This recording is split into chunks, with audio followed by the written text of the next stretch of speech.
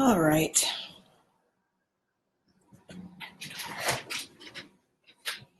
This is late today. Hi. Thought about you today. So he's going to come on at the beginning. Whoop. Sorry, honey.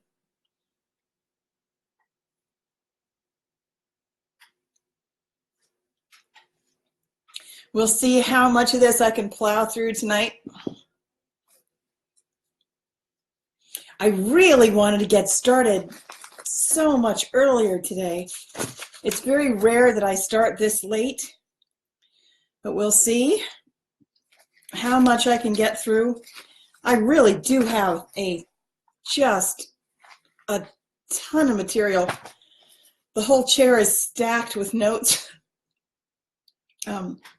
Can you please lie down the way you were? Just relax. If you can just be quiet, I would just keep you on here because I know you'd like to be out too. All right. Per usual, I may have to put him down.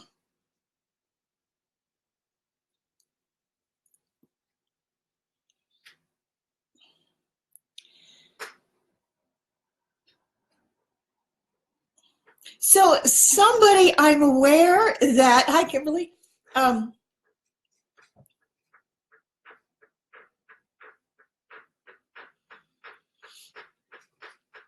energy is already coming through because my nose has started.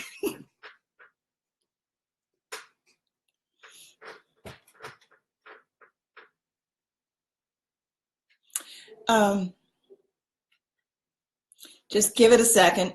I'm aware that somebody is, I don't know who it is. Somebody wants to talk to me, but they're nervous. I can't tell who it is. There's a lot of apprehension. I think somebody, it feels more, it's not just that they want to talk to me, they're making some kind of plan to do so. I can tell, I can tell that they are. But they're very nervous. I don't know who this is.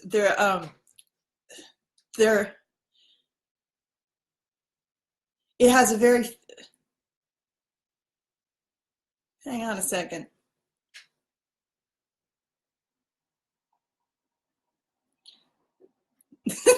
They're worried.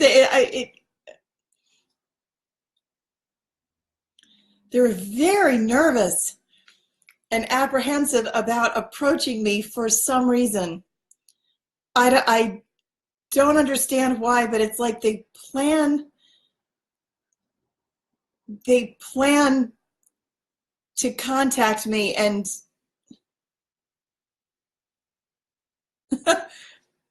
it's funny. I have no way of determining who this person is, but they watch this and they want to get in touch, and it feels a little funny. It feels like it's more than just a little bit of apprehension. It's like they feel it in their stomach. They're really nervous. I don't know who you are, but it's okay. I don't know. I have no idea what you're talking about, but and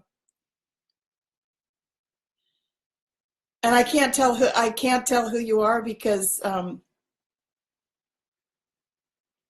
I don't pull I can't get specific information like that because I deal mostly with group energy. So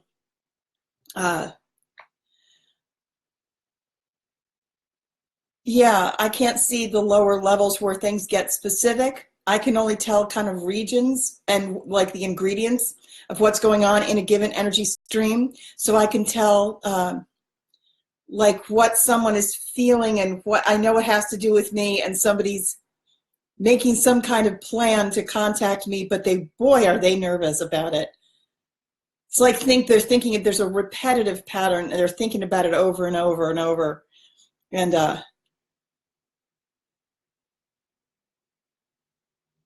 I don't know. Go ahead. I think it'll be all right. I don't know who you are. That's funny. Okay. Um,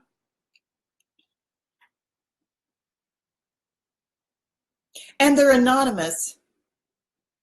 They don't, I don't know how, I don't, they don't, I don't, it's funny. I don't want to, I get the feeling that this person is particularly, somehow like they're hiding, like they don't want me to know. Like they don't watch it live, but they watch it on, that's very funny, but they kind of don't want me to, they're doing something to like, it's not exactly sneaky, but it's somehow like in the hiding. Um, they're real squirrely. That's funny. There's a lot of something calculating about it, like they're trying to figure something out. Anyway, whoever you are, I think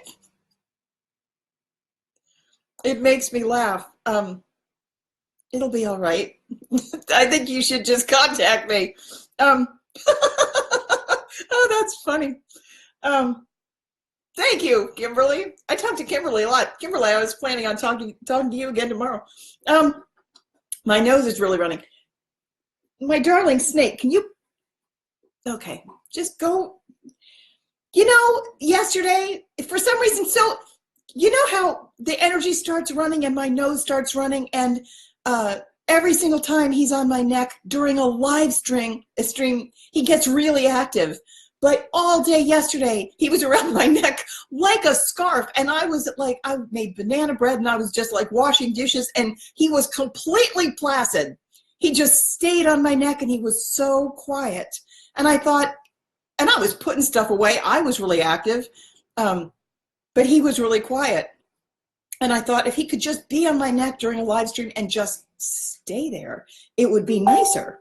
Because then I could have him on the whole time. Anyway, the nose blowing has started, so it's time to start delivering information.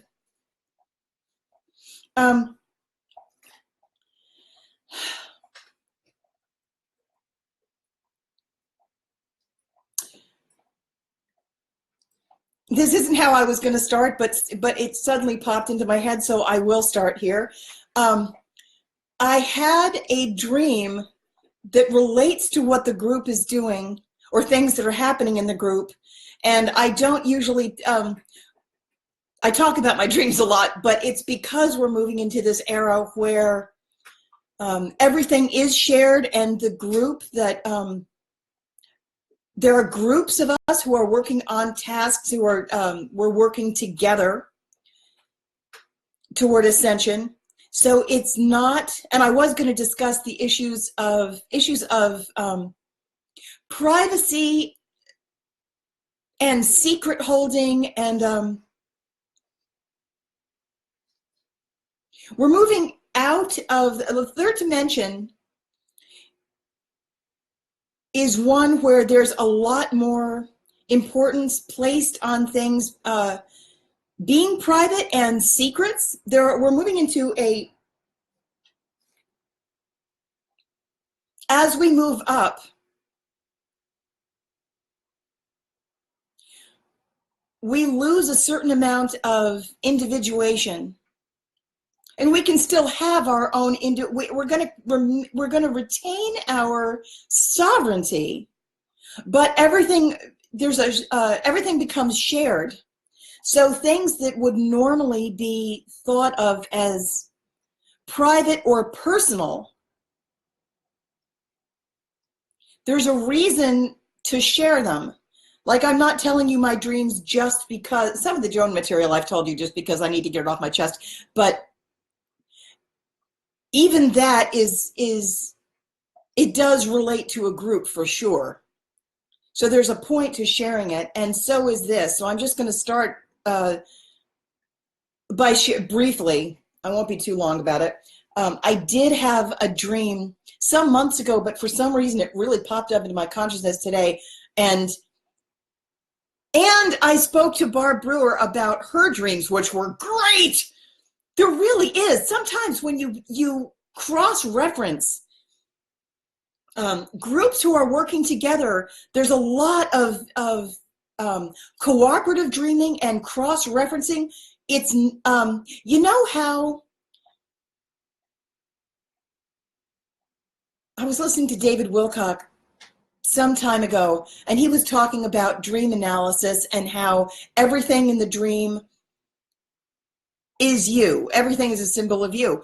That is true on the strata of the individual, but on the strata of the group, as we move up, it's all about group everything. So everything is relative to the group. So it's not just about me and my dream. I'm telling you because it relates to the group, and it's a group action.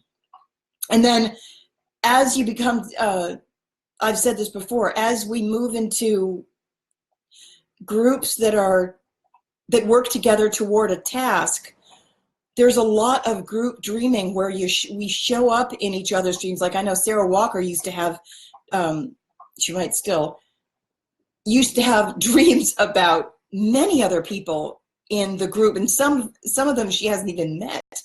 And Zoya also had dreams with Josh and Carmen in it and me in it, and it's not so unusual that she would dream about me, but she dreamt about them too. And it relates to things that are happening because there's so much communication at night when we're sleeping. And the Ascension arc has so many of us in it that it is pertinent. So maybe about 6 months ago, I had this dream that I believe it relates to, had the White House in it.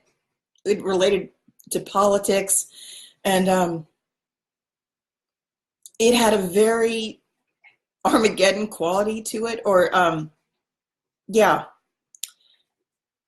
It took place at night, and it was in a country environment.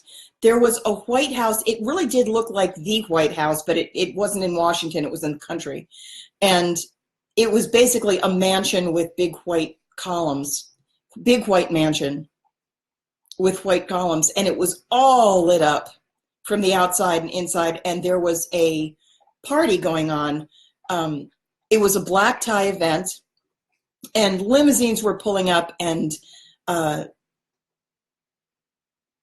all the really, really important people were all driving up to this mansion, and it was very dark other than the white of the mansion. And what was interesting, there was I was seeing it from a distance. I could see the mansion off in the distance, and I had to walk there. I wasn't in a limousine, but I did go there. And it looked peaceful. It looked fine. It looked polished and like business as usual from the outside. But then when you go in there, it was actually inside. It was complete chaos and mayhem and terror. And there was actually, it was like a disaster. It was a lot like the Titanic was sinking. And I got the feeling that it was definitely about to collapse, like moments away from complete collapse. The interesting thing is that it was flooding, and there were about 2 feet of water. It really had kind of a Titanic is sinking feeling to it. And there were about 2 feet of water on the floor. And I walked in there. You had to wade. And everybody was in their evening gowns and their tuxedos. And I walked through, and it was a little bit like a gigantic mansion on the inside. So it had a little bit of a feeling of a house to it, but it wasn't really a house. It was a mansion. It was really, really, no, the way you'd expect that to look. But people were terrified. Like the people in there were really terrified, and they didn't know what to do, and there was just mayhem everywhere. So I walked in, and there was one room where Josh, who's my twin flame, he was in a tuxedo, and there was a hole in the earth, the hole in the floor. And it was like it was a sinkhole where all the water was going in, and there was some kind of a sea monster down there. I don't know any. I don't watch horror at all. But who's that monster? Is it Cthulhu? Was somehow down there, and Josh was putting energy into energy. It was people. He was taking people and putting them down there in that hole. And I've had a lot of dreams where that's exactly what he's doing. Like I've had a lot of dreams where he's directing energy into the earth, and it's getting darker and darker and darker, much more intense. But like these were all the criminals, and he was feeding them into the ground. And he and I didn't speak in the dream. It's like he was on his task and I was on my task. Oh, do you have to do that? Anyway, you just unplugged everything, didn't you? There we go. He was on his task and I was on my task, but I just made a note. We were in the same room, and he was doing that, and I had to walk kind of by him. But my task, as he was dealing with the elite and kind of feeding them into the ground, it was almost like he was leading them or helping them, but then when he was like helping them into, it was a little bit like a manhole, except water was going in, it was pouring in. And then down there was this monster. It was kind of like he was feeding them where they had to go. But my job was the other side.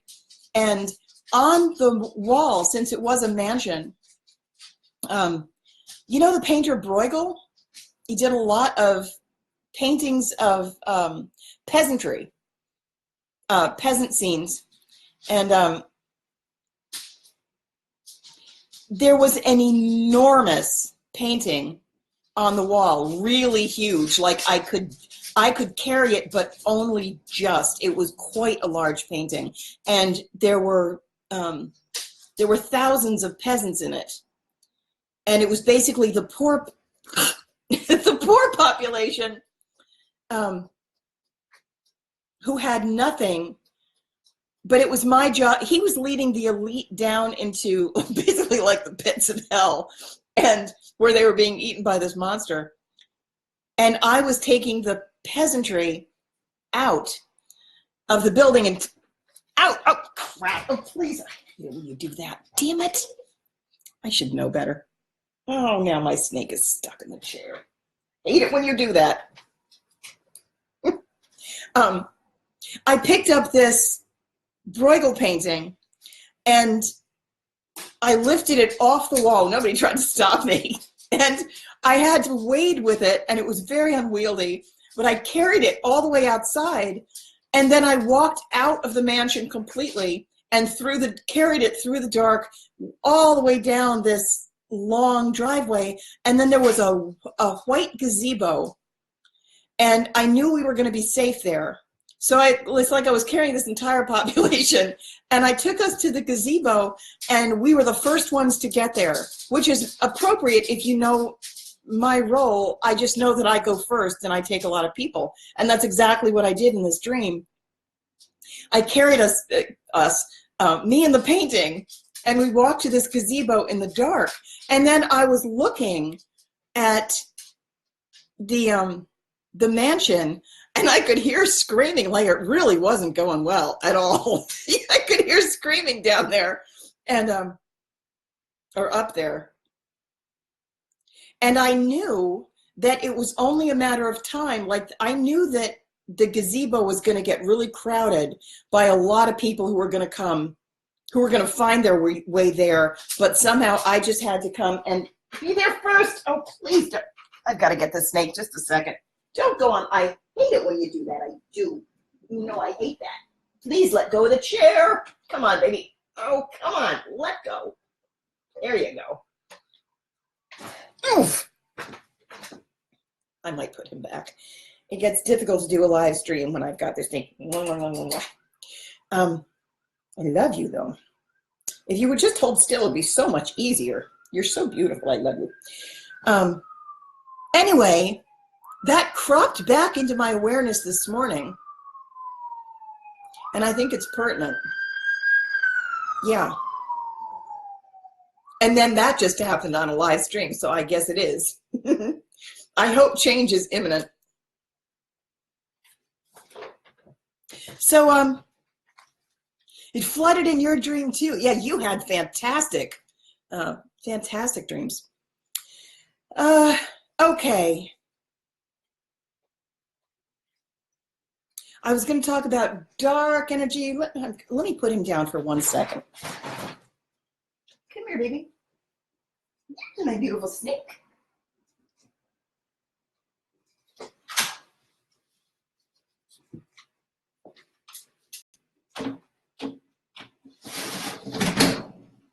Whoops.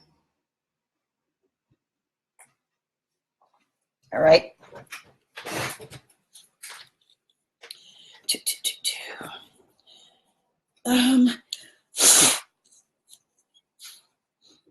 So 5-5 is a reversal code. I feel, what the fuck is happening wrong with my hair? Sheep.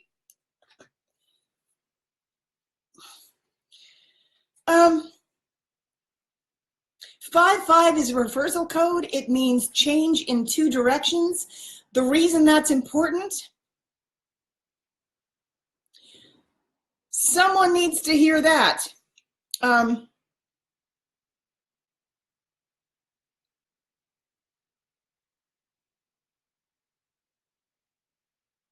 I'm not sure. I've been out of contact with Josh and Carmen for a long time, but so I have no idea what, like, I'm saying, I don't know if it's one of them that needs to hear it, but I'm looking at and I can't tell what, I have no ability to see specifics on the timeline. I can't get information. There's a harsh divide. I can only see regions, so I really have no idea. And I also have no way of, yes, my psychic ability stops right at that. It's because it's Carmen's jurisdiction. So I can't see it. But, and she was Isabeau of Bavaria, and I know what section of the Ascension arc she governs. Wrong word. It's her jurisdiction. I don't have access to it. If it's not shared, I can't go in there and look at it. That's why it's like I just can't reach it, that information. My navigation ability is hampered by not having it. At any rate, there's a 5-5 reversal code. I'm going to get to more general information in a second. Every place 5, and also those of you who, if you're listening to my work, there's a good chance that pay attention to any time you see 5-5. It means change is happening in both directions. It is an 11 gateway, but it's almost like there's a certain unlocking sequence that has to happen. And every time, and it's taking place over years. Every time 2 5s are next to each other, there's a change in direction, and there's an 11 gateway, depending on where and when it is. That kind of determines in what direction the change is going. But pay attention anytime you see 5-5. It also relates to the center, like there's a gateway in the center. Union is in the center. The center is where we need to get to reach balance. So for example, if you're thinking about two extremes, black and white, and you're trying to get that, you're trying to join them together, the white, at this time, the white needs to go toward number 5 gray. The black needs to go to number 5 gray. If you're talking about the grayscale, or if you're viewing it in the in terms of black and white. Sorry, I'm losing my. Can you tell? I'm losing language for a second. Just a minute.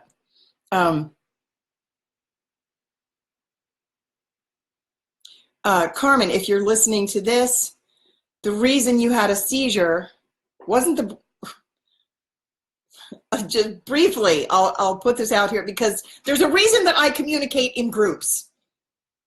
Since I don't have the ability to communicate on a one-to-one level,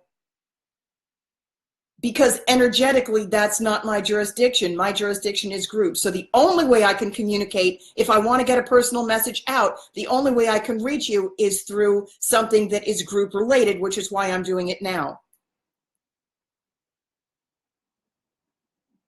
When you had the seizure, when trying on the bra, you said $55 and you were shocked and you had a seizure. That was actually the first energetic release, one of them, one of many.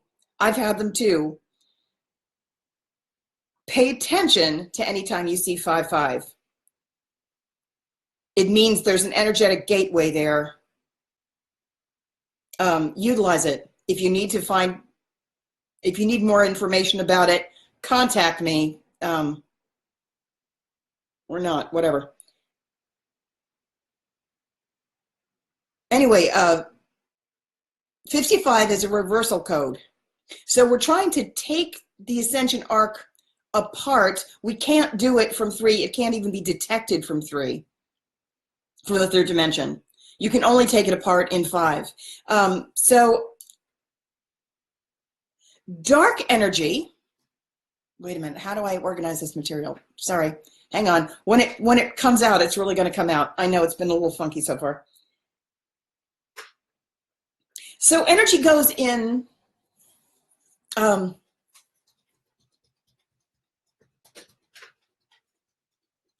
Sorry. My legs are going too.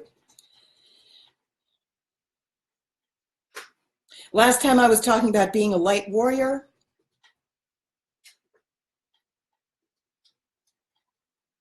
Back to one previous dream before I really get going on this material.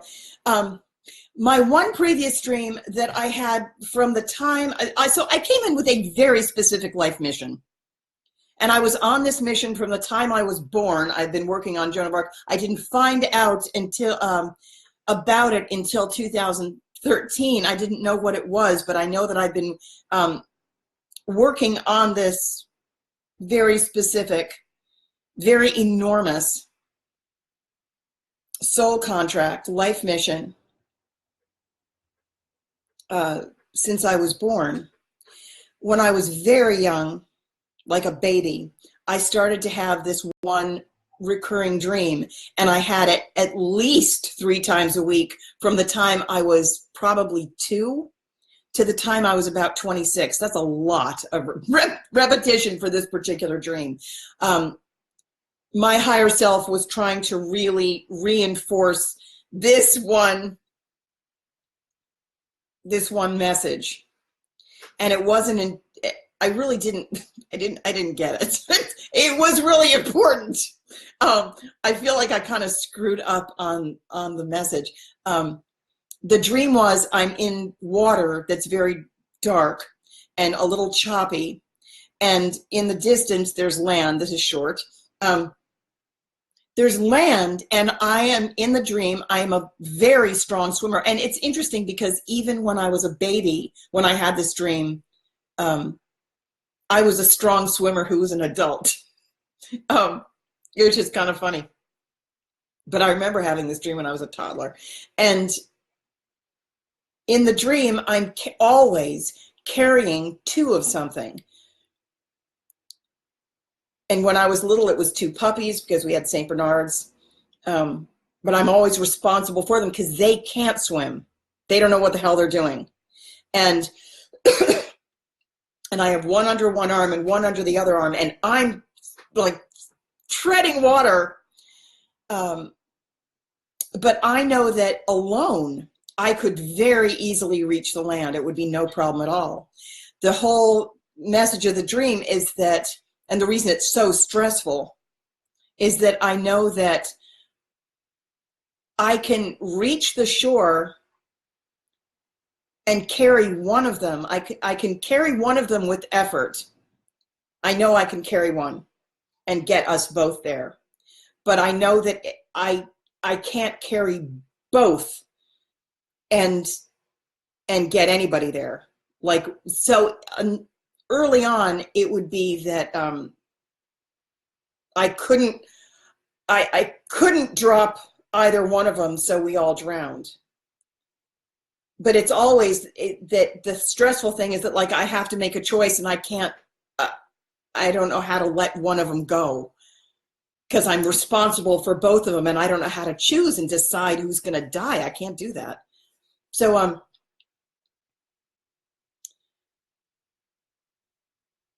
now, so in 2013, I found out that I was part of this energetic triad, and I also don't know how to get out of that. It can't be gotten out of in the third dimension. You can only dismantle the energetic construct from 5.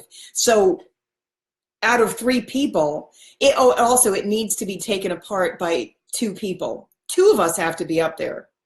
I can't do it by myself. So one person has to be up there too. And the other, that means, so what I think it's talking about now is Ascension. And that makes sense because if I was I took the very, very light part of the Ascension arc. That was like my role as Joan of Arc. It was like white. But then that left 2 parts down. It's like the triangle was like that. What we have to do is shift one. So, but I can't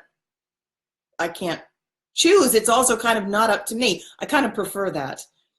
I prefer just not taking control and just having it be free choice and putting the information out there. So here's the way it works. It makes sense to me now because that leaves 2 parts in darkness and 1 part in light. And there are so many places that is reiterated that now when I finally figured out what was happening, it made a lot of sense.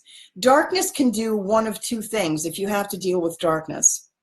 And we were talking about light warriorship. So this will be useful information for some of you. Darkness has a choice, just like anything else. Some of it can be some of it will be transmuted. And some of it makes the choice that it won't. You have to allow it to have its own choice and do whatever the heck it wants. The way you transmute darkness, I've said this before, you can't just like snap your fingers and clear it with a bell. You can make it go someplace else, but in order for darkness to really be healed, and you have to transmute it by running it through your own experience, feeling it and healing it, and then you turn it into light. If you just, ring a bell or burn some sage what that does is it moves it. And it moves it to someplace that either needs darkness or, feeds on it. There are appropriate placements for darkness. There are some realms that are basically all dark, and they don't mind having more of it. They feed on fear, so you can send it over there, and that's an appropriate placement. But the feeling that I got when I finally connected all these things, and like I watched Frozen and I finally figured out what was happening there, and it's the same message. If I triangulate all the data and connect everything, one of these,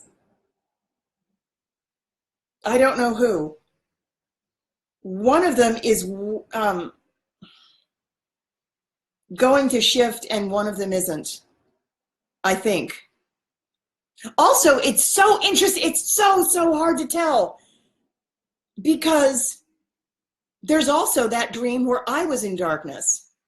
Most of the time when I see in dreams, whenever I see Josh, he's brightly lit, really white, under extremely bright light. And I can't tell if that's because everything is reflected and it also rotates, but there are three of us in the triangle. I very often just simply cannot tell who's who. And also his placement. Like I feel like he usually is the bridge point. Like he can do both things. So I feel like he's the one that somehow transmutes himself. And it's also possible that I help. I don't know. There's I had that other dream where I was in that corner with the dark corner, like, and refusing to come out because it was too scary. But I had the ladder of Ascension, and I had to go outside. I had to go outside and allow myself to be seen and show the ladder, because my whole job was to climb up, and other people were going to see that I knew how to do it and somehow lead the people off the ground. So I get that. At any rate, in dealing with darkness, you do have to allow them free choice, and a lot of them aren't going to come. A lot of them, what that looks like, it's also possible that there are a lot of people in the Ascension arc, and a lot of beings on different various points, and there's a rotation that usually happens. So it's possible there are a lot of different ways it could go. That's why I wish I had the data. Depending on, there are two people on each point. So depending on how they balance it or they don't, I just simply need more data, and I can't tell because everyone is divided. And without all of the information, my information is compromised, and it makes navigation incredibly difficult. I do know that we're meant to take it down at this time. All icons have to come down, and all power needs to go back to the people. But then there's also a way, you can't take it apart prematurely. There's a reason we built it. And until everybody is up, you don't take the ship apart when it still has people on it. The whole job is to get everybody out. And then we definitely want to take it apart. Or like, there's no way in hell we want to keep it. At any rate, I wanted to talk about dark energy and what it does. Dark energy, so there's service to others, which is everybody in the fifth dimension must be service to others primarily. And the way you do that is you serve yourself. You make sure your own cup is full, but it's just like breathing. You live in constant exchange. As soon as you have enough for yourself, you go into service. There's no hoarding whatsoever. But everybody gets fed and has as much as they need. Everyone thrives. There isn't a need that doesn't get met. That's why everyone's so happy, and it's a place of incredible freedom. and levity and service and a lot of joy. Then energy just flows.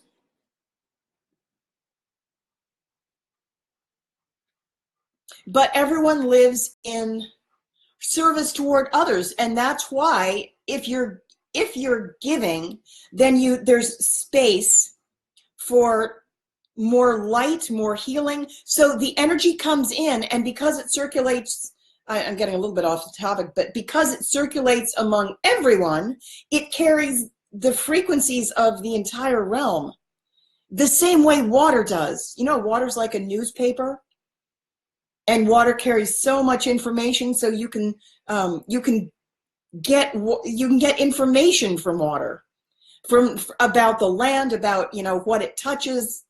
You can get information about the health of the land, and all of the frequencies merge.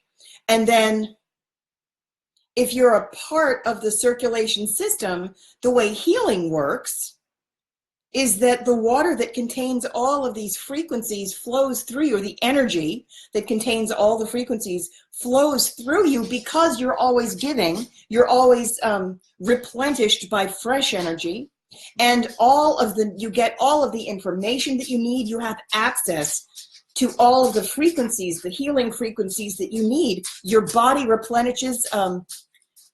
There's an energetic exchange between you and everything else.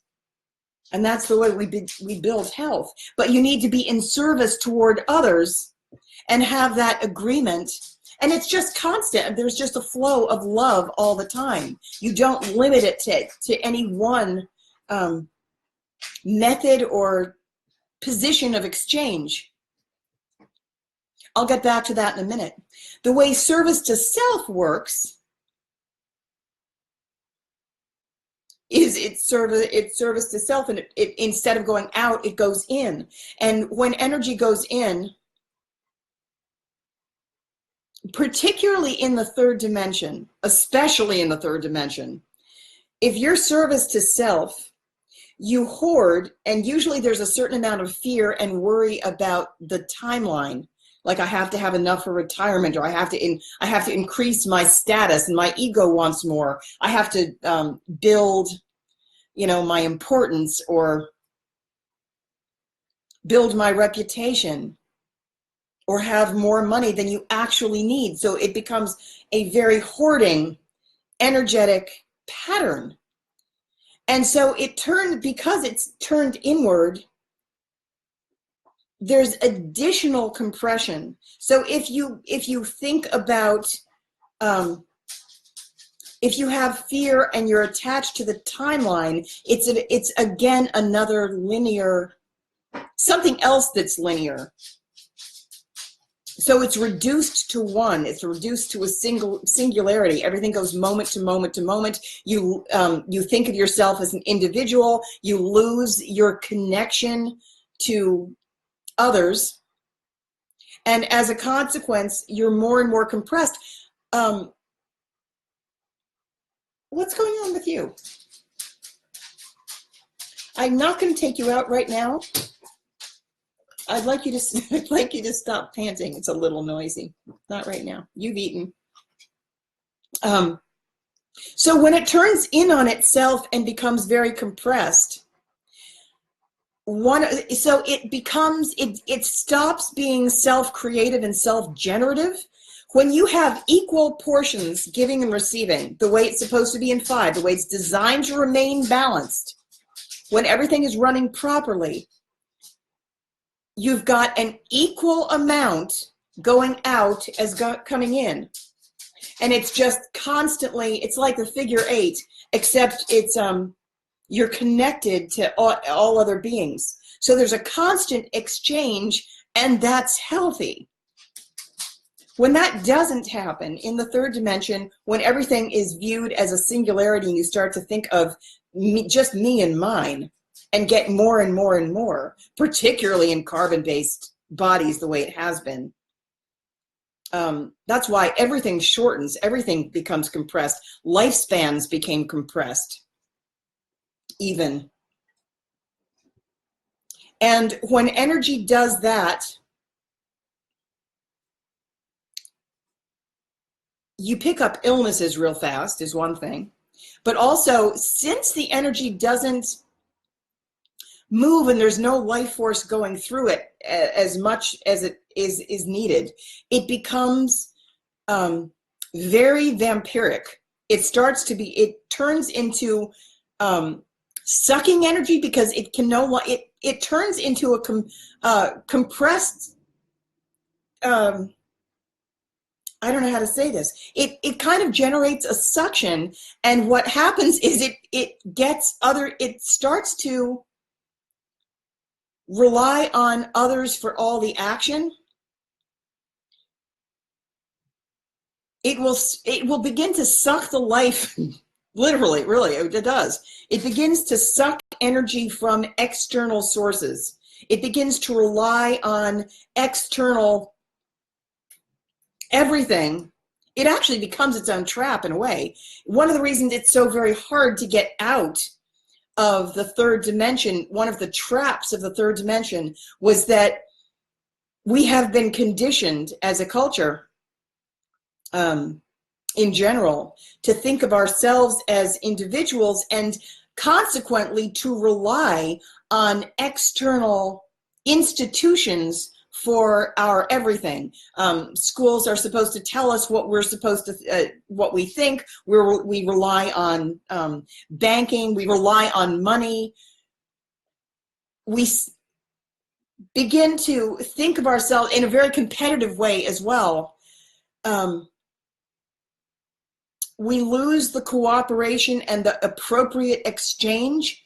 People who are very self-invested get other people to do their labor for them a lot, or they become very reliant on something that's external, and they lose a lot of self-generative or self-creative properties. So if all of the external things that feed it energy, if those are cut off, often this thing will like die, because it won't have what it needs, and it doesn't know how to generate anything for itself. So it kind of goes into, it'll sit there like a lump and kind of not know what to do. It needs an outside source to suck from. So that's not healthy. We don't want that. But it'll shut down. There is a period. You remember when I was talking about the clock, and I was saying another way of looking at the 11 gateway is if you look at 11, if the 12 is actually the 11 gateway you need to get through, there is this period where if you go too far into self-service, there is a period, you can only take that so far before the universe will absolutely shut you down. And it's the same, it's mirrored on the other side of the clock by, it's like at the 11 and the 1. The same point. If you go too far into self-service, you'll hit this spot where you can't go any further into self-service, and there's like a tower moment. The universe will absolutely shut it down. In the other direction, it's the same distance apart. In the other direction, and I hit this part myself, I totally know. If you go too far into service toward others without replenishing yourself, this is how I got so sick, where I was drained. There's a point where you no longer have anything else to give. If you can't receive, I was carrying this this Joan of Arc pattern that said no receiving, that carried it so strongly that energy couldn't reach me to replenish me, but I was in constant giving and draining. So there's a point where you're empty. You're just totally empty and you die. It's the exact same point on either side. In between there is really the sweet spot. So if you look at a clock, and interestingly enough, for those of you who are following the twin flame dynamic, 6 is the number of the Lover's card. If you follow that directly up, so if that's like earth-based, and you follow that directly up, there's the 12, and that's basically the line that you need to hit. You need to hit that balance. It's the Lover's card, which is also a 3 and a 3, right? A 6 is a 3 and a 3, so it's a catalyst for change on either side, but it's down at the bottom of the clock, and that's like the earth level. But what you're trying to do is go all the way up and get through. The 11 gateway is actually like where the number 12 would be. That would be true north.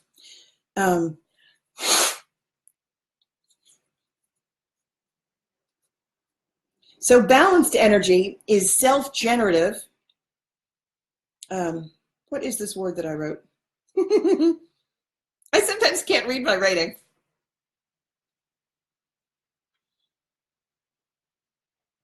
Yes. Sonia, yes. Sarah Adams. So 2 parts dark, 1 can be turned, 1 can't. Transmute 1. And then so you give darkness the choice. And if it doesn't want to turn, then it will be removed. So basically that's what's going to happen with, I was going to talk a little bit more about the cosmic blast. I was thinking a lot about that today. It's going to be a different thing, experienced differently on every level. I wish I had another diagram. I always want to say the strata looks like a lot like baklava. I don't know why that's always the analogy I feel like using. Maybe it's because it has so many nuts in it.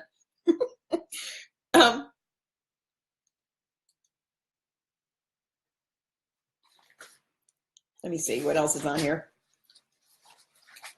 I know I always say this. I have to organize this material. It's absurd. Oh, we see. So this may not matter to any of you. The reason that I can't just go and disassemble the go up to 5 and disassemble the Ascension arc by myself is because we sealed it with blood magic. We did. It requires certain codes. So basically why, the reason for that is it requires agreement. So one person can't just like say, I know what let's do. I think I'm gonna shut this whole thing down. You can't, it requires agreement with either party. I really don't know which is gonna do it.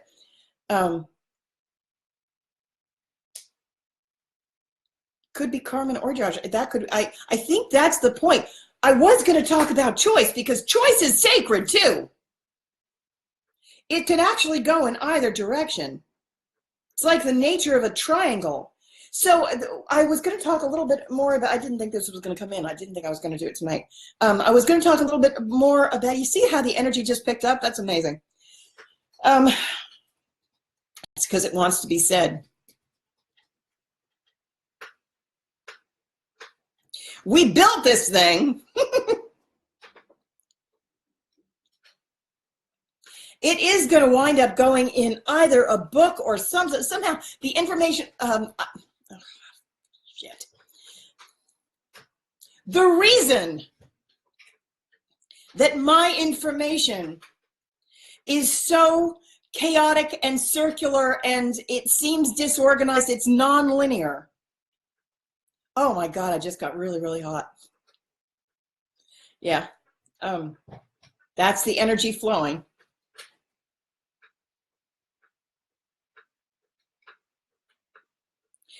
The reason my information at this time is coming through this way is because, oh, where's my diagram?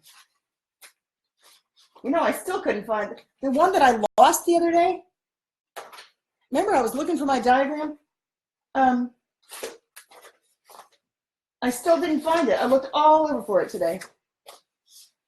Oh, come on.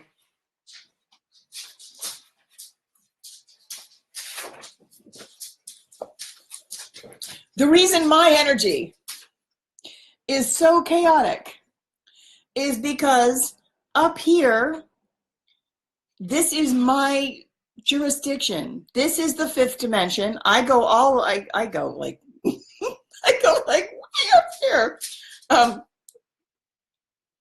But when I do these live streams, I'm right around here. The energy moves in a way, it's very much like the way a carousel moves. So it's turning this direction, and there are also elements that are going in this direction. And I'm trying to serve as a translator to get it to go down here where it's very linear and condensed so that it can be understood on this timeline. I'm trying to get all of this information to come down here and come through point by point by point. I can't do it well because my energy stops right around here, right around, this is around 4, so this is as low as I can go. So when I said that I only deal with groups, I only deal with groups. The reason I can't see specific people, for example,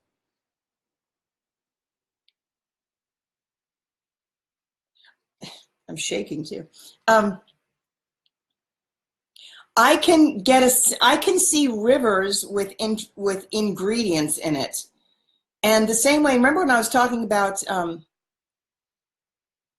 the way energetic streams run?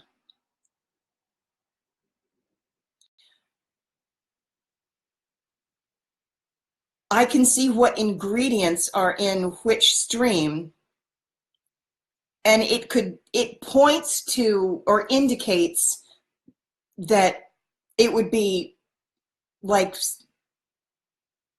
one of a group of people, but I can't tell which person in that group. For example, I think either Josh or Carmen listens to this, but I'm not entirely sure which one.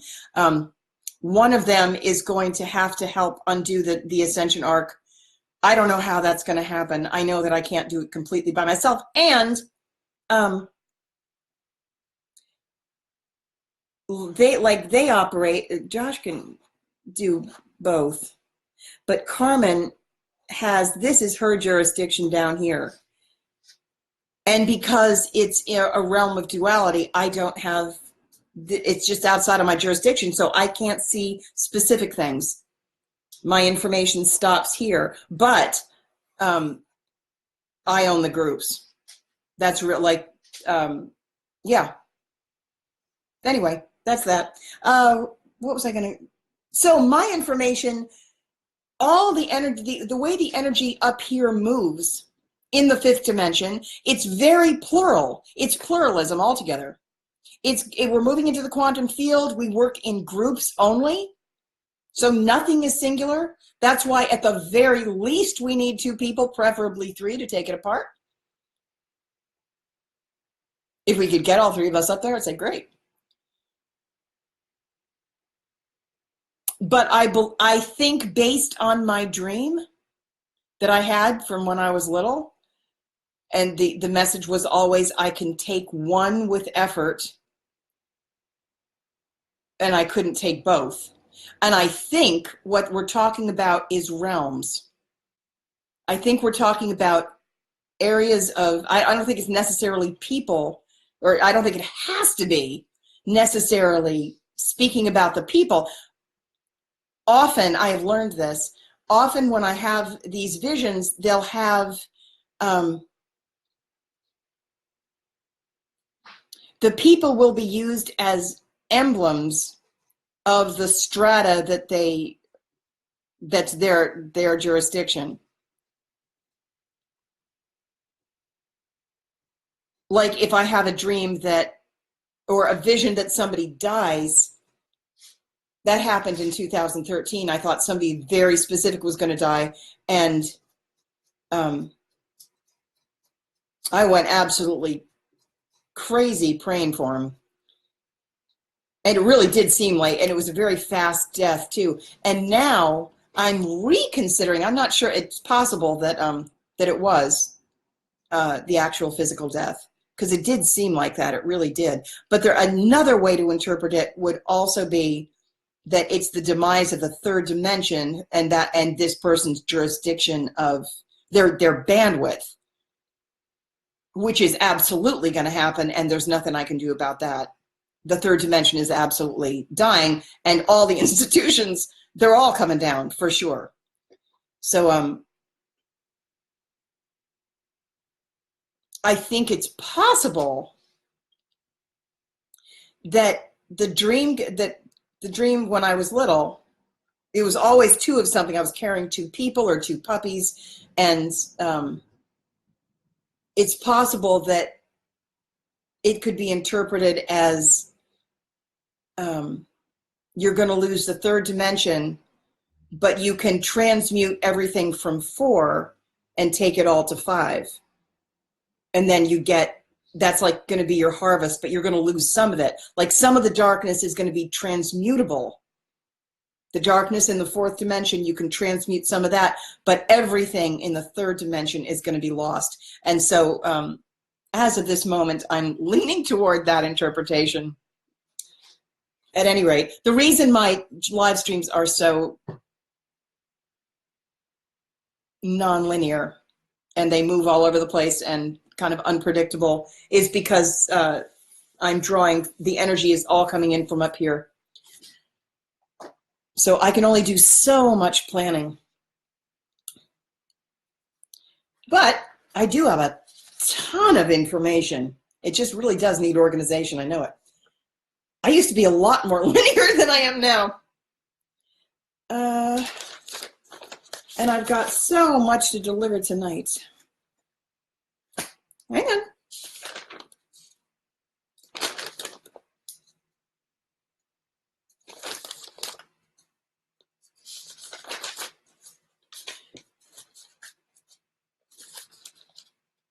Okay, so 55 reversal code. I did that part.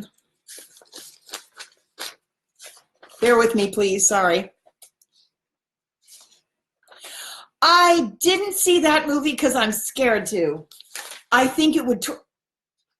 Exactly. I think it would scare me. It would traumatize me, and I can't do it.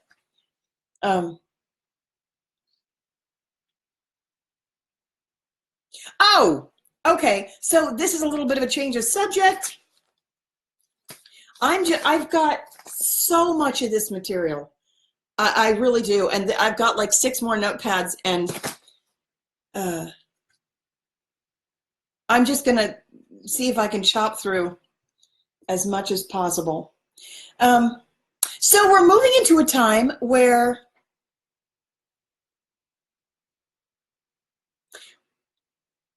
we are going to be dealing with extraterrestrials, new species, a lot of new rules, tons of new rules. Rules are the wrong word. There's a different operating system, and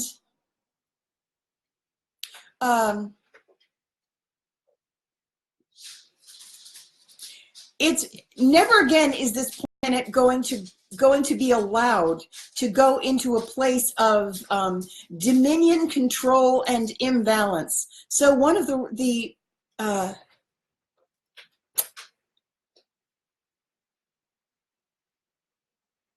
I don't know. I don't have a word for that. I want a word that replaces rules. It's not even guidelines. It's just something like a rule that isn't. Because free choice is sacred. Choice is sacred.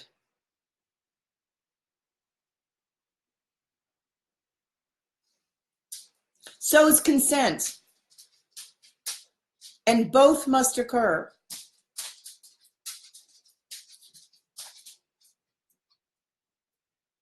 So, crap, that takes me back a point. Hang on a second.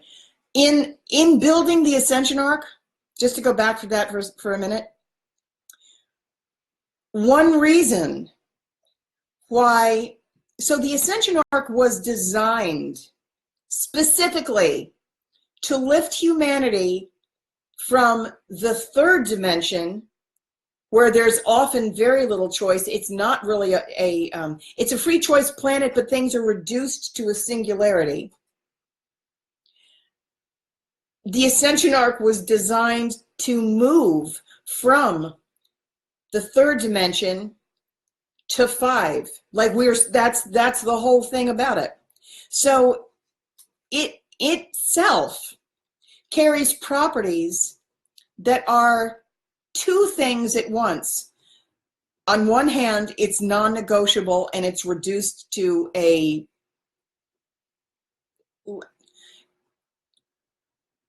contractual and non-negotiable, like a locked-in thing. You know why? Because you have to meet your people where they are on 3. You have to meet them at a point of singularity. It has to be able to go down to that level. So that's why it's locked in at 3, because 3 is where things do get locked in. You had to meet your people where they are. They have to make a choice. You have to preserve free choice. Sometime I'm really going to talk about the mechanics of it. I wanted my diagram. I couldn't find it. But then it's based in a triangle, so that from the singularity, you still have a choice as to which direction to go. So when I was in a triad, or I am in a triad, but in my dream, I still had a choice as to which direction to go. I was carrying 2. And in this lifetime, what I did, like one of them is going to be removed. And in this lifetime, what I did, because I went backwards into the, I went into the savior model because I carry that so thoroughly. Or savior / martyr, same thing. And I sacrificed myself. I basically took myself out of the triad, or I made that the severing point, which is why, and that did something to the energetics of it, which is why I then had that dream where I was trapped in a corner. So it was a corner shadow, very dark shadow, and I was trapped in this triangular shadow with a ladder that led up. So it's a symbol of darkness, the dark portion of the triad, and also a symbol of ascension. It's basically black and white. And I was trapped there. And that's because if I had to remove one, I'm like, I'll take it on myself, because I can't choose to do that for another person. But the point is, free choice is still preserved.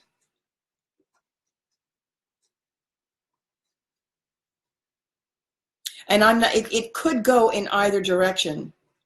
I'm not sure which one of them is going to transmute and which one is going to stay dark, or go down into 3. I just can't tell. It'd be great if they both do. I think that'd be awesome. I wonder. Let's see. So back to extraterrestrial species. You have to be very careful here, because we're always voting with our own energetic signature. Everything in 5 is different. The government is going to change. Basically, you're not going to have to rely on any external system It's very interesting because the things get flipped, they get reversed when they're in the third dimension. Our power as an individual is greatly reduced, and we rely on external systems. You can't leave and go to 5. You can't change a dominant system by deferring to it. So one of the requirements of leaving the third dimension and the third dimensional paradigm is to strengthen. Part of being sovereign is that you strengthen yourself and you take command of your own decision-making ability. And you basically go outside the lines, you color outside the lines, you step outside the lines, you say, I refuse to defer to these guidelines any further.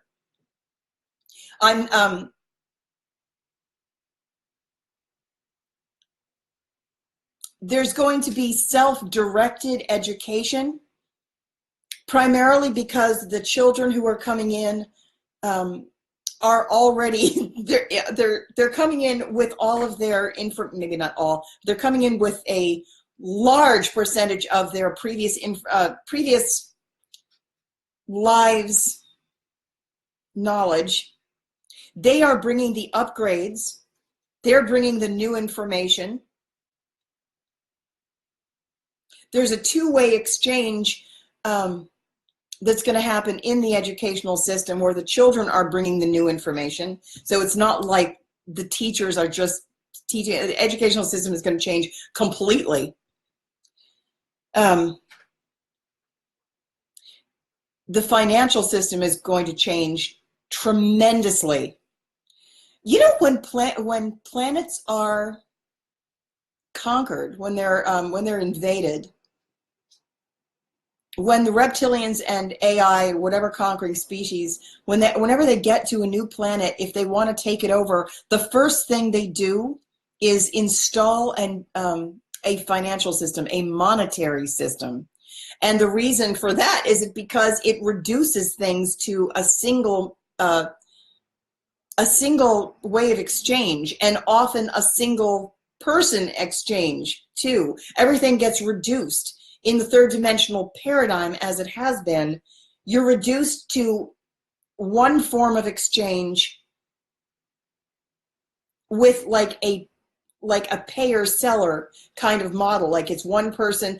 So when things go quantum, everything is going to change because you give very freely. Also, a lot of beings here, this is really going to change everything. A lot of beings don't even recognize money as currency. They don't use it. I mean, think about oxygen. You know, if you want to exchange something with a tree, you can't pay it. It doesn't use money. You're going to have to use what it values. So fortunately, we breathe out carbon dioxide. We might be able to leave some fertilizer. But when all of the beings come online and everyone is sentient, and by beings, I mean all of the plants and all the animals, and they already are, but everyone is getting an upgrade. I wanted to talk about the upliftment being everyone is helping to lift. And I don't just mean humans and angelics and ET species. This is something that's happening. The crystals are awakening, the animals are awakening, the plants are awakening. All beings are sentient. Everyone is expanding and getting more light. So when everyone begins to exchange with everyone, the network grows and grows and grows. So whatever you need from someone, you will be taken care of. You'll be healed. If you're ill, you'll be. So wealth is measured not in money, it's measured in well-being. So whatever you need, you're going to get it from whoever has that. It works just like breathing. But you don't necessarily, you could still have money. We're going to have it for a little while until we outgrow it. There are a lot of beings who don't use money. So the entire point of pluralism is that it's an expansion of everything. The economy, the financial system, the economy is growing because suddenly you're exchanging all kinds of things, and it's not as ham-fisted as the idea of barter. The idea of barter is a little primitive because, you know, what if I have one thing and I need something over there, but he doesn't have what I need? So as long as you're thinking of needing to exchange something with a single person, you might be screwed. Like I had that problem when I needed healing, but I didn't have any money. And I really needed healing, but I didn't have any money. Above a certain level, people just give and love, and you do have a trust fund. When we are all connected and we're all telepathic and we're all feeling, all empathic, and we all feel what the other one feels, it is absolutely idiotic to not heal another portion of you. We're all one organism. When everyone really gets that, there is peace on earth because you don't fight with yourself. Sometimes you might argue, but not really. Everyone gets fed and there's joy in the exchange. I mean, for real, like that's really the way it works. It's just wheels and wheels. That's hand over hand over hand. So here's what happens. You give something freely. This is the way it works. You give something freely and you trust, this is the trust fund, that because you're connected to all of these other beings who are there too, wherever you are vacant, wherever your needy spot is, something is going to come in. Nature abhors a vacuum. So if you need money, the money will come in if you still need money. If you need healing, the call is going to go out. The message goes out, and whatever you need is given to you freely. When it's going to take a little while before we actually rise to this point, but I guarantee you it's coming. When we are healing with frequencies, the way healing is supposed to work, when we're all connected and all lit, and all healing with frequencies, number one, you just don't have illness because you have constant replenishment and constant regeneration. But you get the frequencies that you need. This is the way synchronicity, because it's all connected. Synchronicity works this way. If you need the color green, because that's a frequency, someone will suddenly have the idea to hand me a cup of coffee in a green cup. There's just the call, the vacancy goes out, and it becomes very, very much like a large body of water. It becomes self-leveling. If there's a vacancy, something comes in, and it's something that there's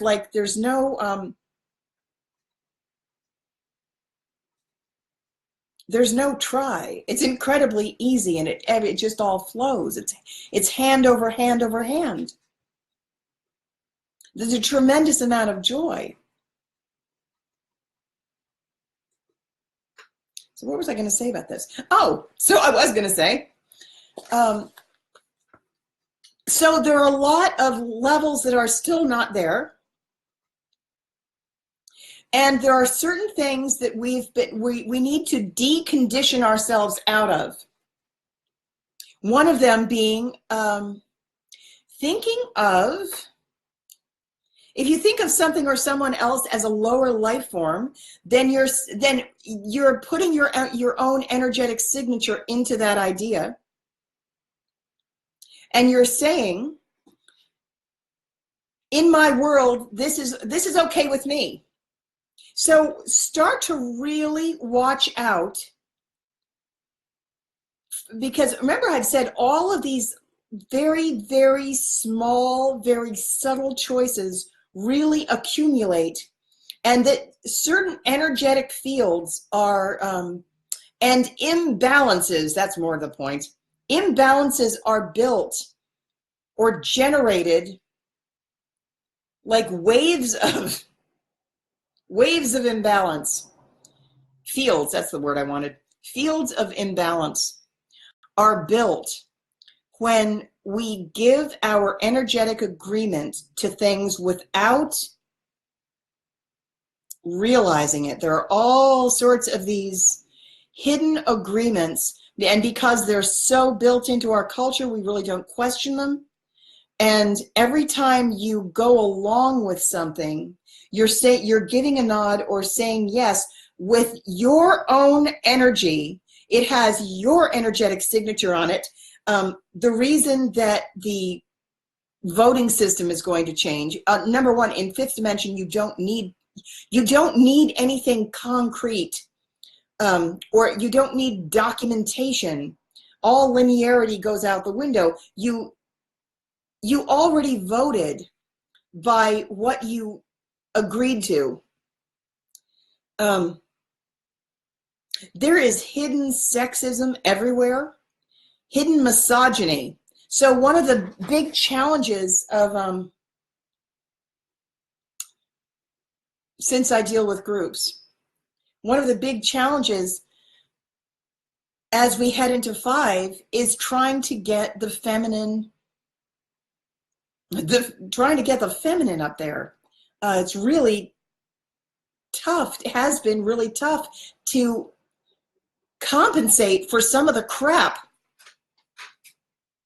There is so much hidden misogyny that one of the reasons, for example, that it has been so difficult to get equal pay in this country. You wouldn't think that it would be that something so basic would be that difficult to pass. But one of the reasons, there's all sorts of hidden misogyny where a lot of agreement has gone into sending negative energy toward women and positive energy toward the suppression of the feminine energy. For example, saying it's better to give than to receive. And so many of us have been indoctrinated toward that. It's all throughout religion. When you say it's better to giving anything active and giving out that goes out is the masculine force. That's prioritizing the masculine. If you say receiving is bad, if everyone gives their agreement to that, it's better to give than to receive. And if somebody starts to give you something and you're like, no, you take it, or I'll do it instead of you, sometimes that's very nice. You need to do that because we are service toward others, but you have to balance them. Fat shaming, body shaming women, particularly regarding being too fat. You've got to watch out. It's basically saying to women in a very pervasive way, don't have too much, take less, eat less, consume less, have less, be smaller, be quieter. One of the things that's doing is not allowing the group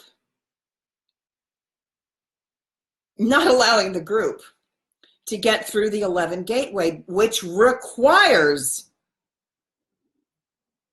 balanced masculine and feminine. You cannot go into the 5th dimension unless you have balanced giving and receiving. So you might be trying, but it's one of those things that was put in place specifically to make sure to keep the population, the dominant, the amount, what? I just went nonlinear, sorry. What's the word I'm looking for? Keep the group at large suppressed. Keep them incapable of actually doing it. Keep them imprisoned. So I started to say, be careful what you give your agreement to. You vote with your energetic signature. You already voted with your energetic signature. So often, it feels like we've been told about Judgment Day, right? Like there's going to be some time and it's going to be a pivot point. We're going to know about it.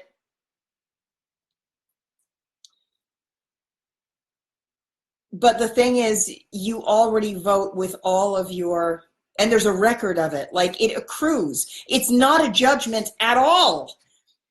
But what could possibly frighten you, depending on who you are, is that there is an actual to the photon measurement of everything that you do. So you got to be really careful. Mind your vibrational hygiene. Mind your integrity. To what degree are you looking on other beings as being less than you or separate from you? Oh gosh, that's one of the things I wanted to talk about. I was thinking about this morning. Talk about hidden. So our culture, there are some massive differences between the third dimensional paradigm conditioning and things that occur, and everything's different in 5. So starseeds, a lot of us operate this way already. One of the reasons we have such a terrible time, cancel, or maybe not cancel. We have a very difficult time operating in the third dimensional social realm in those institutions, is because they don't work with any integrity, and we don't understand it. We don't understand dishonesty. And we're incredibly trusting. So but we're supposed to be. Like, it's only important to have discernment in 3 and 4. In 5, it's okay not to have so much discernment because everybody actually is truthful. It is important to have honesty. One of the reasons why so many of us, when we get to Earth, we're like, we get into trouble and we don't know how to function, is because we believe everything. And we get mocked and taken advantage of like crazy because it's like we're like dodo birds. Like, we've never heard of it. We just walk right up to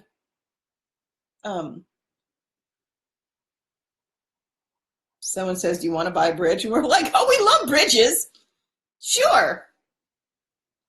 We believe people because where we come from, everyone actually is honest. And transparency is prized. And you are the other person, and who would be that stupid to lie to themselves? I guess it happens.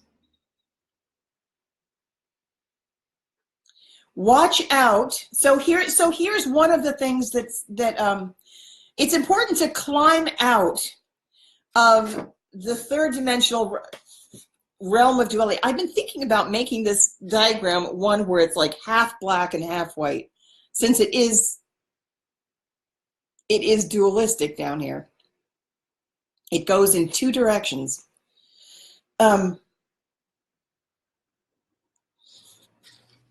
Since you vote with by voting, your energetic signature is attached to everything that you do. All of your words, all of your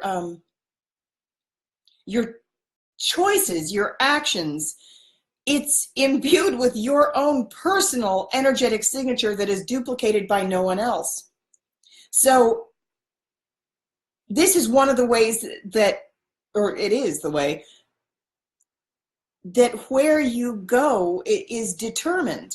And it's like this is how light you are, or this is where you go, because you're gonna remember when I was talking about the elevator, or I wrote a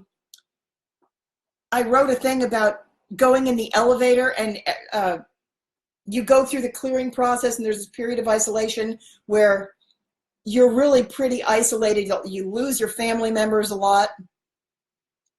You lose your friends, you lose you lose everything.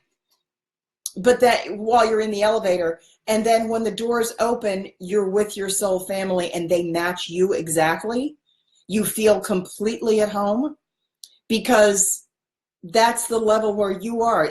Not everybody actually wants to go to 5. Like my father would be miserable in 5. My father's dead now, but I was going to possibly talk about him too. Hang on a second. Watch out for hidden dishonesty. So in the third dimension, in that paradigm, there's a tremendous amount of dishonesty. And we've been taught to accept it and act as though it's normal, and we've adopted these behaviors like social politeness, extending invitations when you don't really want somebody to be there. Not really. You got to really watch out for things like that. Find a way to be kind without being dishonest also. I know somebody who her daughter was in a ballet recital, and she sent an invitation to her daughter's ballet recital to like an extended relative. And then this relative said yes, they would come from states away. And then my friend was like, why is she coming? Oh, the recital doesn't end until 8 o'clock at night, and then we're going to have to go out to dinner, and then we're going to have to talk to them for hours. Why is she coming? And I said, because you invited her. You invited her. Don't do something dishonest if you don't actually mean it. Don't do it. This person, actually, the person who's coming to the recital, might also be doing the same thing. Shit, I wish I didn't have to go to this recital. I don't feel like driving down there for hours. Then we're going to have to go out to dinner, talk to him. Maybe just spare yourself. Spare everybody the agony. But there are all sorts of things like that. Like, don't say something if you don't actually mean it. It actually goes to your integrity also. In the 5th dimension, there is a premium put on authenticity.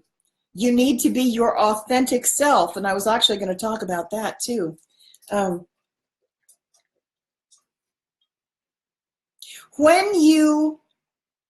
So one of the things in the 5th dimension is that the rules go both directions. They really do. Like, you've heard the phrase "as above, so below." It does that now, but it flips and it's reversed. There's a version of that in 5 which says that you do not have the right to do to someone else something but not have it happen to you. So, for example, if you say about something like, so there's free choice. A lot of things aren't going to be chosen anymore, but it's not that you can't do it. Things like eating meat. So, for example, if you farm something, so humanity is basically a factory farm now. There are a lot of the AI species, and the reptilians have been using us as a fear farm for a very, very long time. That's why, and we're trapped, just like factory farming. We're trapped. We haven't been able to get out, and they basically milk us for fear.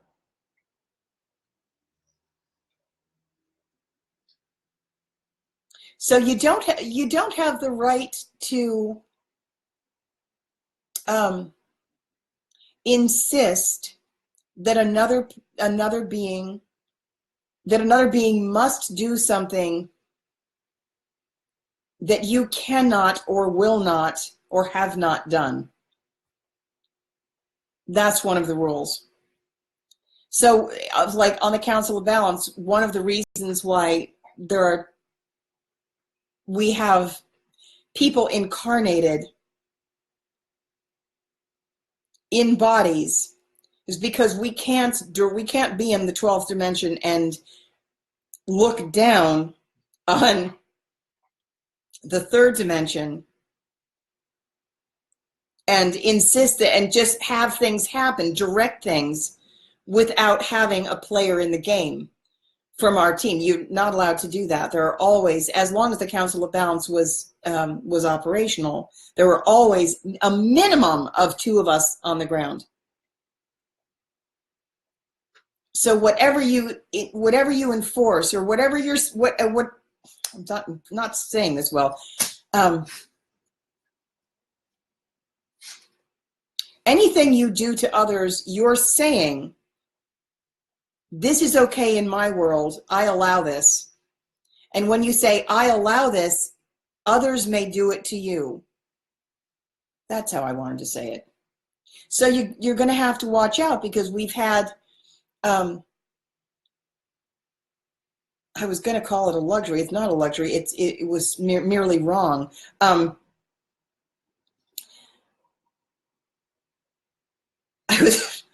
Hang on a second. It was merely wrong. I lost my train of thought for a second. Sorry. We've been a planet that believed, not really, it's not really true, it hasn't been true, but we've had this idea as a planet that, like, we were the only ones in the universe. There's been a shield around us for a while, like a bubble around Earth, where because we were in the 3rd dimension, which is a realm of the individual. As a planet, we were in the 3rd dimension. We believed that we were individual, and we couldn't. And it's like when you're in the 3rd dimension, you don't see the connections. You don't see others. You lose the connection between yourself and others. It's like you go through the veil, and then you're born, and then you lose your connection. Not really, but you have an individual identity, and you have the experience of separation. So did Earth, because Earth has been a 3rd dimensional planet.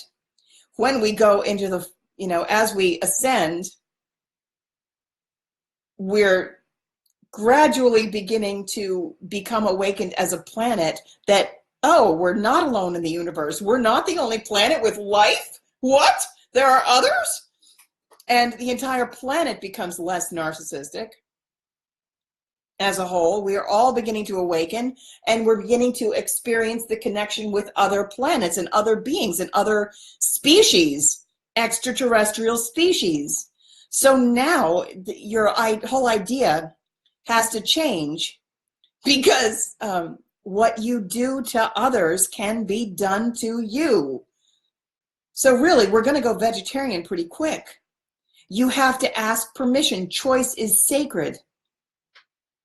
So one of the things that happens off planet or on planet, everyone asks, can I eat you?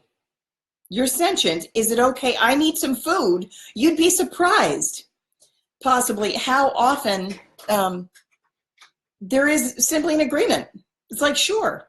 And what happens, like with plants, you can, if you're farming, if you're going to harvest something, you can say, I've done this when I had a big garden. I want to harvest these carrots today. So I would like it if all of you, like the consciousness, would you vacate?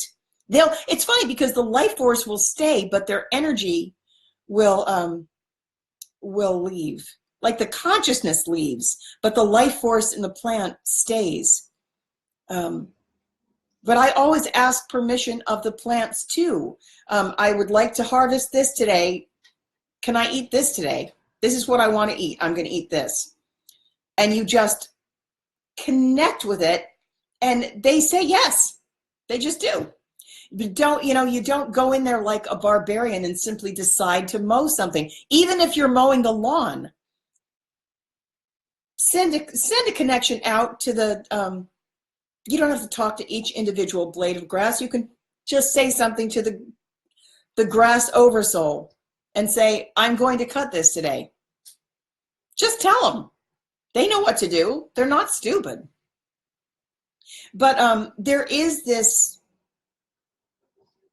choice is sacred.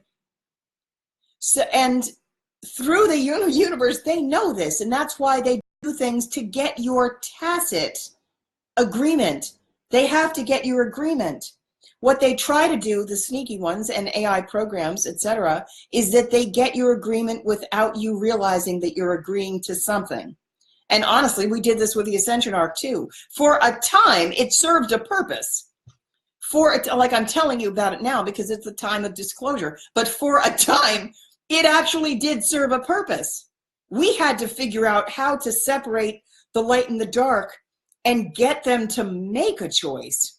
Get humanity to even make a choice so that we could wake them up, so that movement could develop. It wasn't all malevolent. A lot of it was quite benevolent, and we had to get them to have a preference, to have a leaning, to start to take action on their own behalf. A lot of them didn't. A lot, it's like when things become so passive, or they get so, like I know that in the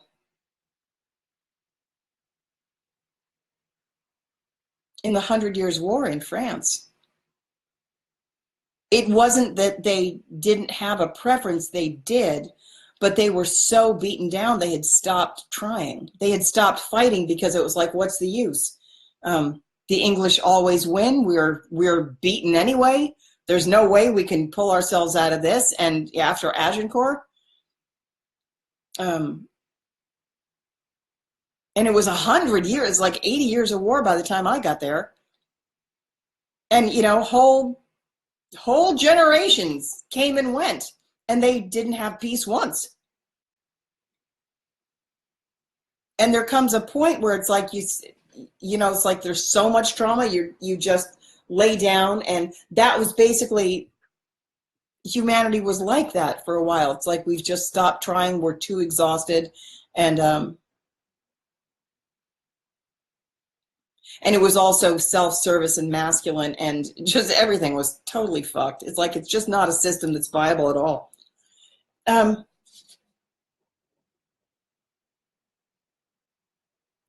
I keep meaning to talk about this, but I'm not going to today. I'm going to talk about that a different day. I feel like I left something. I feel like I did. I'm sure I did. From higher dimensions to lower, it's quite a bit like moving backwards through time. It really is. I've noticed this a lot. Things happen so much faster in the higher dimensions. You think it, and it just bees. It's there. And then we plug in all these codes, and then you pass through this point where it's 0 point. A lot of us are in, there's a whole strata of us now who are in 0 point, and it's like we're being held in void mode, and nothing can move forward, and it's a pain in the ass. It's horrible. We can't get anything to, oh, am I going to talk about that right now? There's something lining up. I wasn't going to talk about this at all. I've got this much material to cover. And now this comes in. Do I want to talk about that?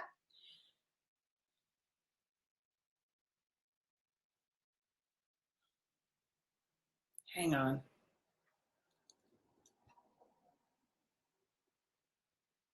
I might wait. I'm going to go through the notepads. I'll see what else is here. Really, like, I could do a live stream, and I probably should do one every day, except then I would get no viewers because it's just so much. I don't know.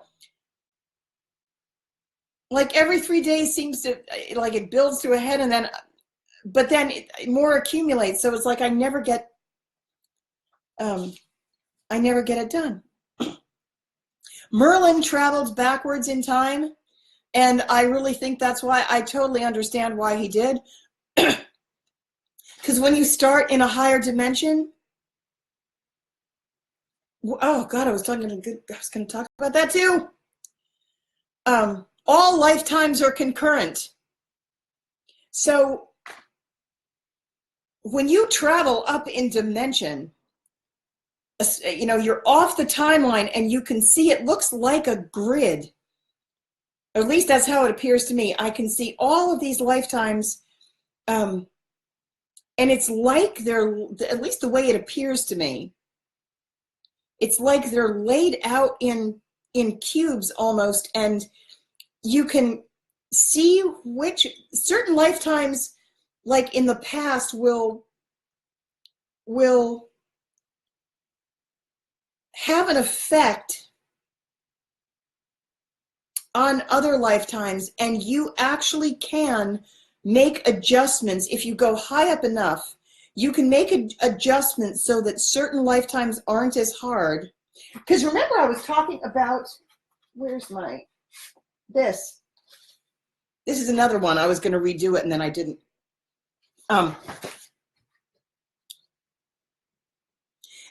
So time goes in a spiral, and every time you, if there's one event that happens here that's like really horrible, the next time that comes around, what should happen in order to heal, if healing is going to occur and there's going to be a correction, what you want to do is have something here that corrects the last one. In other words, you're going to have to apply some sort of an inverse wave, or basically do the opposite thing. If it comes around again and you do the opposite thing, it's going to apply the inverse wave, and this will basically flatten out so that then you have a correction. That's really what you want. If a circumstance comes around, I remember when I was talking about in lineages, certain family patterns get worse and worse and worse over time because it doesn't get healed. Patterns repeat, and every time you repeat a pattern, instead of healing it, the groove gets deeper and it's even harder to get out of. So then you wind up getting these lineages where it's just like you've got some horrendous, and this happens with cultures too. Like, things are like, well, this is our tradition, we always do it this way, and it's gone back centuries, and you know, our whole country, there's always genital mutilation. You know, it's our tradition, we always do this to our girls. Or, you know, circumcision for boys. What a horrendous thing to do. I'm from the Judeo-Christian tradition, but I would never do that to my little boy, my God. When these things build up over time, it becomes harder and harder to correct, because you have to, bye Karen, in order to apply the inverse wave, it's going to take longer, or more people are going to have to help. Like, in order to apply this, in order to get the inverse wave to a groove that's this deep, you're going to have to, you know, you would have to go backwards in time, or you'd have to just make an equal correction. So correct it when it's small before it gets that bad. Where was I going with this?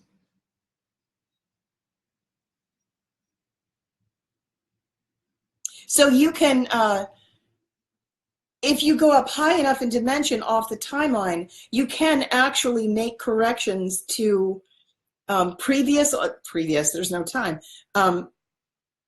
to certain lifetimes, like where a problem began. What you have to do is basically, this is how it works in the Council of Balance. We can say, okay, we're going to add to the intensity over here and take away some of the severity over here. And that way, when it reaches this point, this part will kind of cancel it out. That's actually the way the Council of Balance worked. We can reduce severity.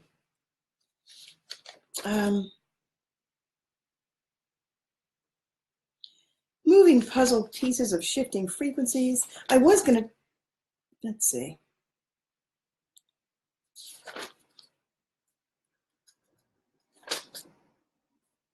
I was going to talk about that. Oh, remember when I was talking about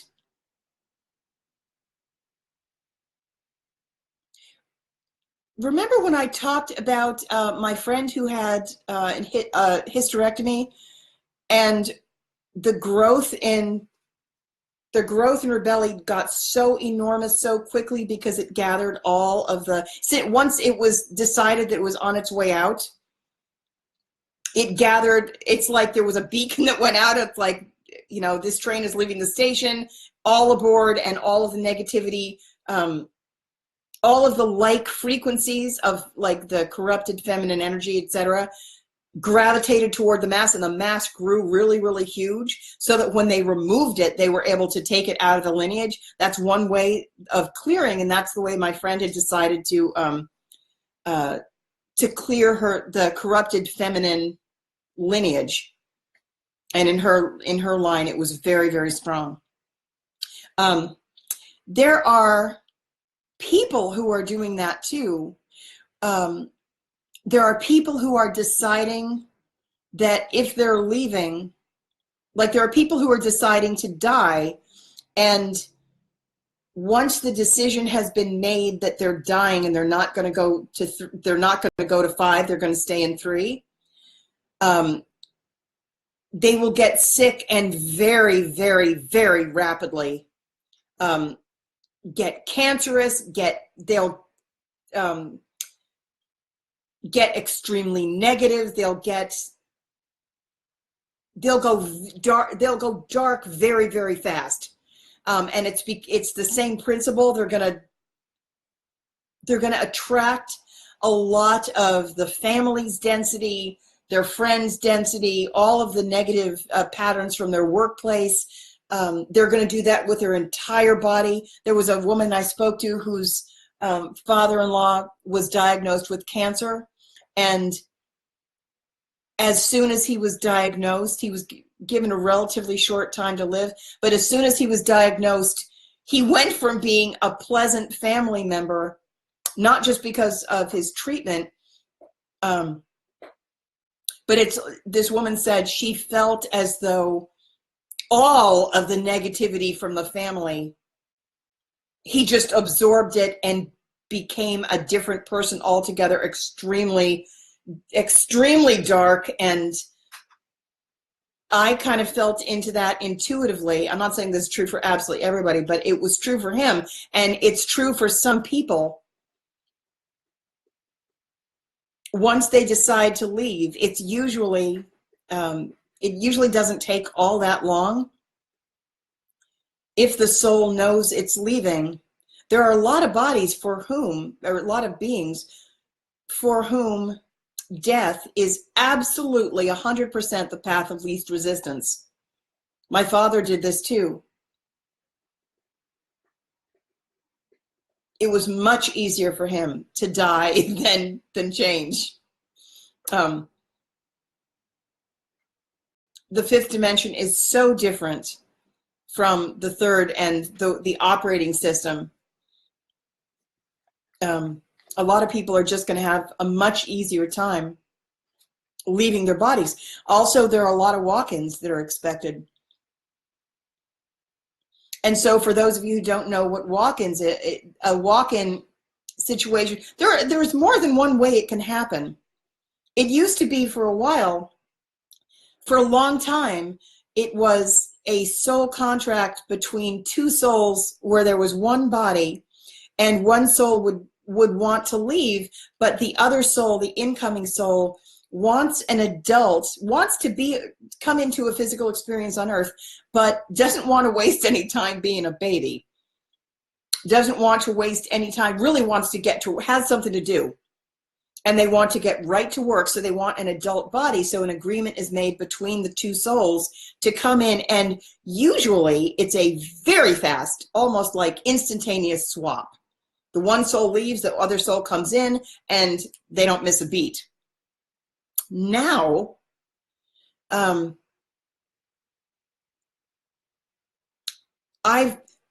talked to a lot of people who overlapped for a little while, where there were like two souls in the body for a short period of time while there was kind of an adjustment period, and then the one soul departed and there was a single soul in there.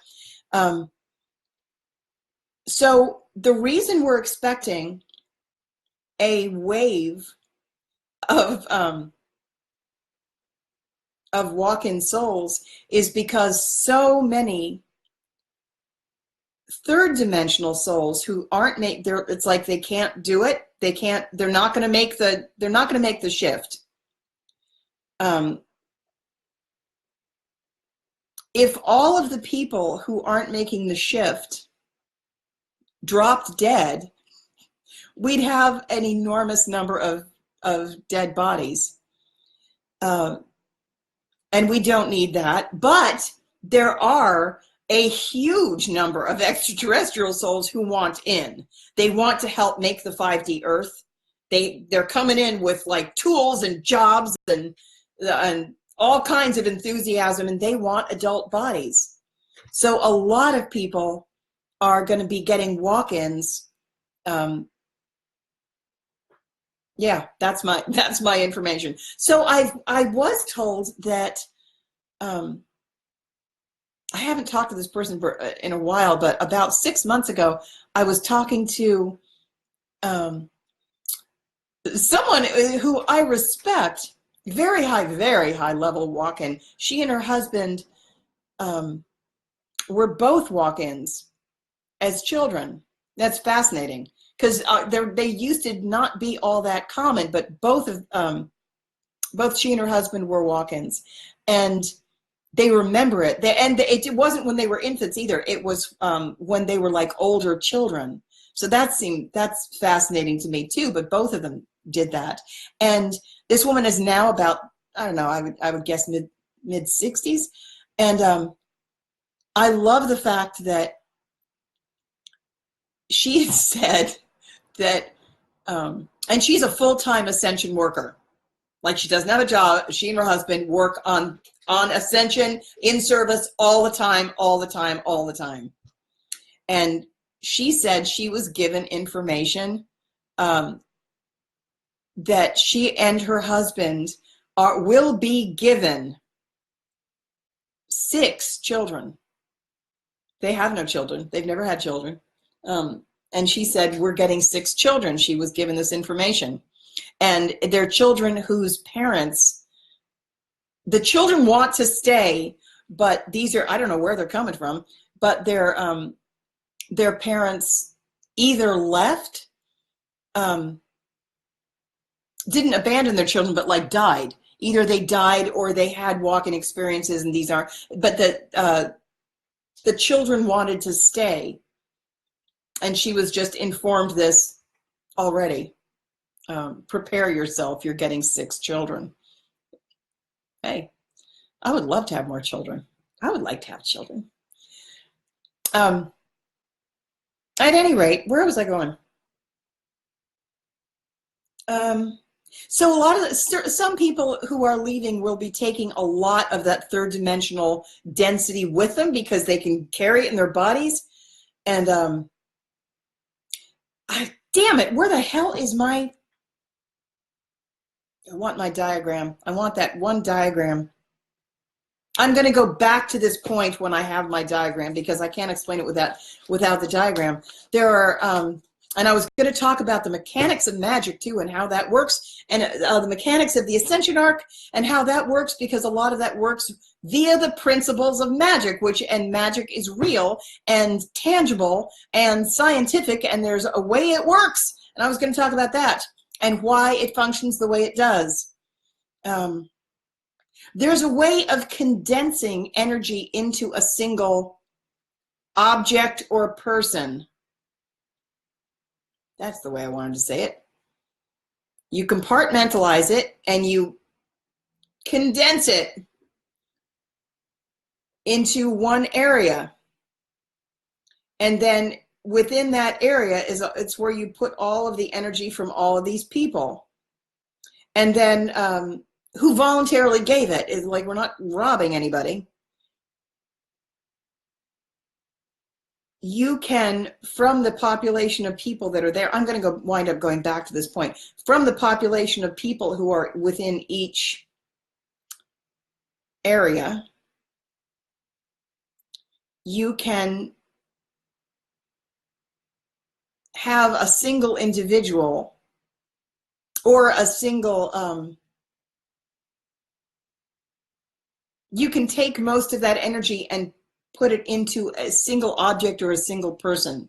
And then, so for example, if you picture the Star of David, I wish I had my damn diagram. If you picture the Star of David, and each outer triangle is a different color, the way the Ascension arc works is that at each point of each triangle are two people with a 3-to-1 ratio. Each point is a gateway. Different populations went into different areas of the triangle. You condense the energy of each of these populations, and then it's kind of like selecting a delegate. Having a delegate, like each point has a person, kind of like a, let's say it's like a classroom teacher. And then if I have one classroom, I've got one jurisdiction, my population of people, and I'm carrying their energy, which is true. This is what's true. If this class always fights with this class, always has, if we can just get their energy and their, by virtue of their agreement,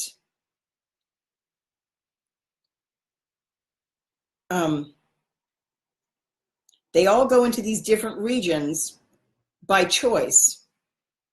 And then it's headed by an individual. And we have an agreement that we're going to carry the energy of our population.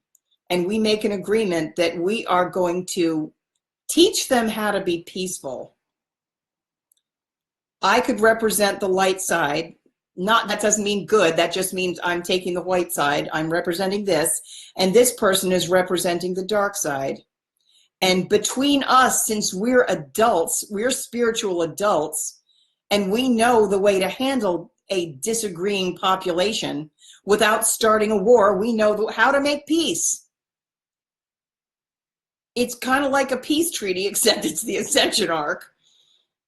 We're going to teach empathy. This is what the twin flame thing is really about. You're going to carry this side. I'm going to carry this side. We're going to drive each other crazy, but we're going to meet in the middle, and both of us are going to walk our populations through the gateway, and I'm going to carry the energy of my side. You're going to carry the energy of your side. And we're going to have harmony because we know what's at stake and we know how to do it. And we have, we have love for one another. So the disagreements don't matter. We know what has to happen, and we've got this job. We're going to balance this thing, so help me. So it's blood magic, really, is what it is. We have a soul family, and we devised this structure and a very, very, very long-standing plan over thousands of years to gather the energy of the populations that weren't growing, weren't developing. You start a war in order to divide them, to separate the wheat from the chaff, to see who will be transmuted and who won't. You're trying to get the darkest of the dark out and transmute the other one. And then, but you have to do it through your own experience. So you take it into your body. You have that whole experience. Because remember, I said you don't have the right to insist that someone else do something that you yourself have not done or would not do. So we're all going to get our populations out. Or not. Or free choice. If somebody's not coming, they're not coming. You give them the choice. That's why it's a triad, because there's a choice either way.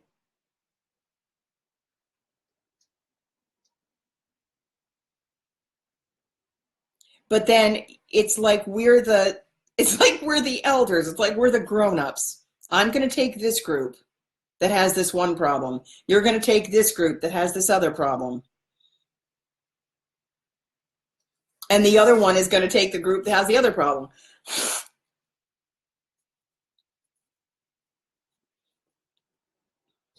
And at least we're going to, but here's the thing, the interactions, whatever the interaction is between us, between the single adults, whatever that interaction is what's going to happen for the population. What we do controls everyone else. And we sealed it with blood magic. That does, I don't mean blood like, it's an energetic signature that recognizes the other. It's like a key. It's basically like a key. Like it can't be, that's why it can't be just one person. It can't be unlocked by a savior figure. That would be one person controlling the whole thing. It's going to be an accord. It's going to be an agreement. And like I said, you don't have to like anybody. You can dislike whoever you like, or whoever you want, but you have to love everyone. And the spiritual adults, if you're spiritually adult, you know that. On the Council of Balance,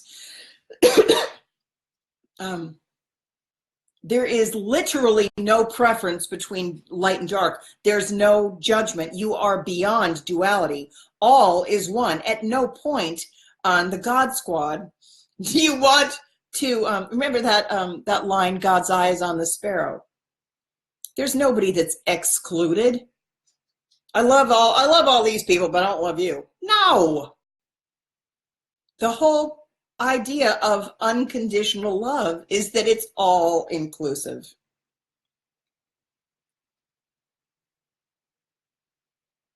So everything is divine. Not everything is desired. You don't have to choose to have everything.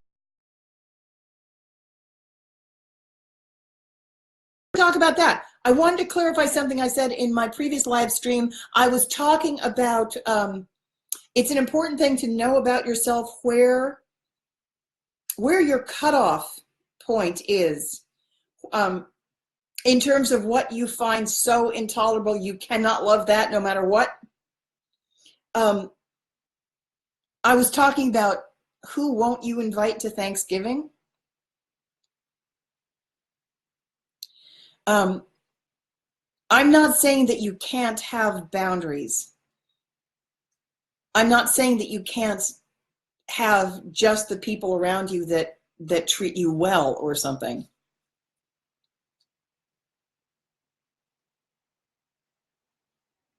I don't mean that you have to invite everyone Thanksgiving. I'm just saying that observe it about yourself. If there's a cutoff, look at it, and then look at yourself and figure out why. Like, try not to make it about the other person, because the entire world is a reflection of you also.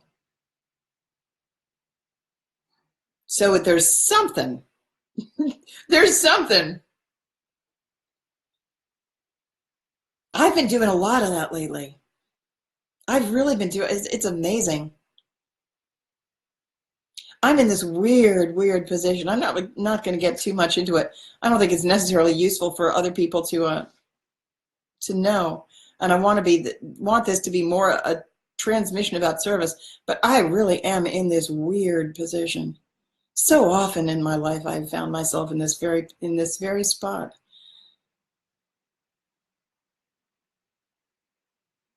Of having just, I love all of you.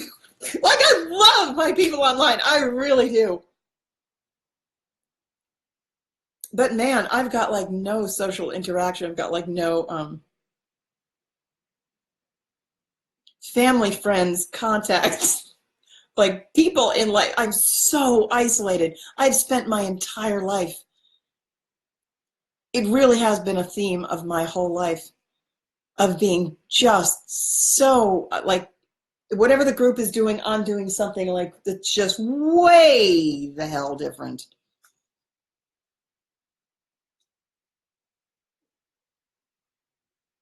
And I understand now it has a lot to do with my life mission.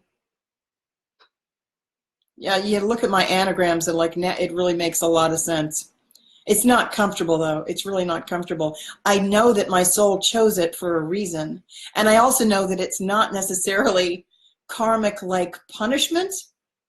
And it's not even karmic as in rebalancing.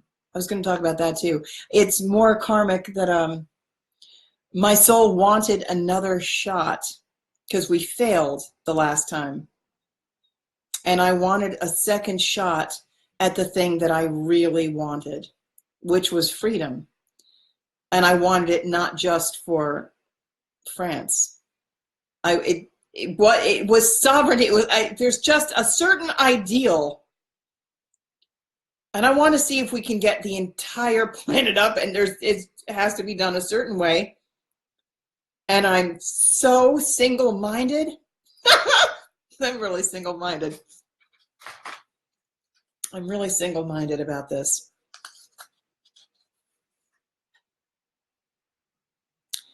I hope we can do it.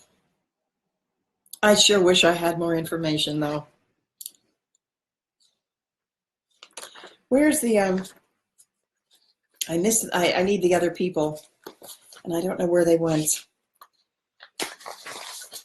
Let's see. This one, let's see what else is coming in.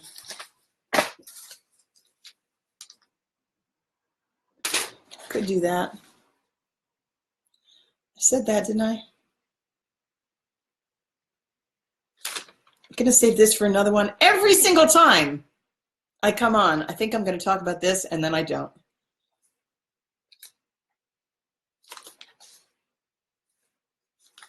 Issues of self-sabotage, privacy.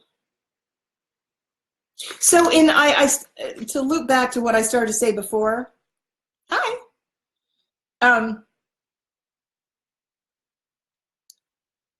So in the third dimension, there are just these issues of privacy and you know, like those like passwords, and you have to sign all this shit at the doctor's office, like, you know, disclosure forms, like God forbid somebody hears your medical information.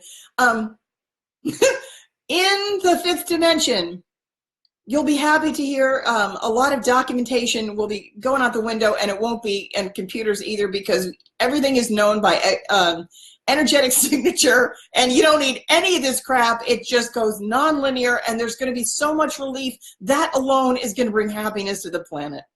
There's all sorts of things that you simply do not have to control.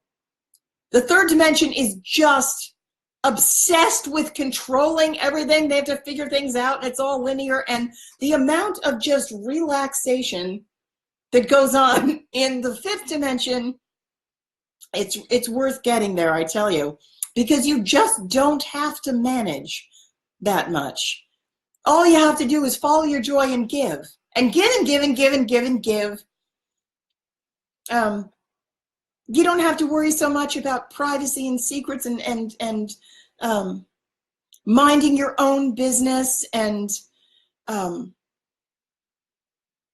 yeah, issues of boundaries. It just takes care of itself, actually, because there's vibrational drift.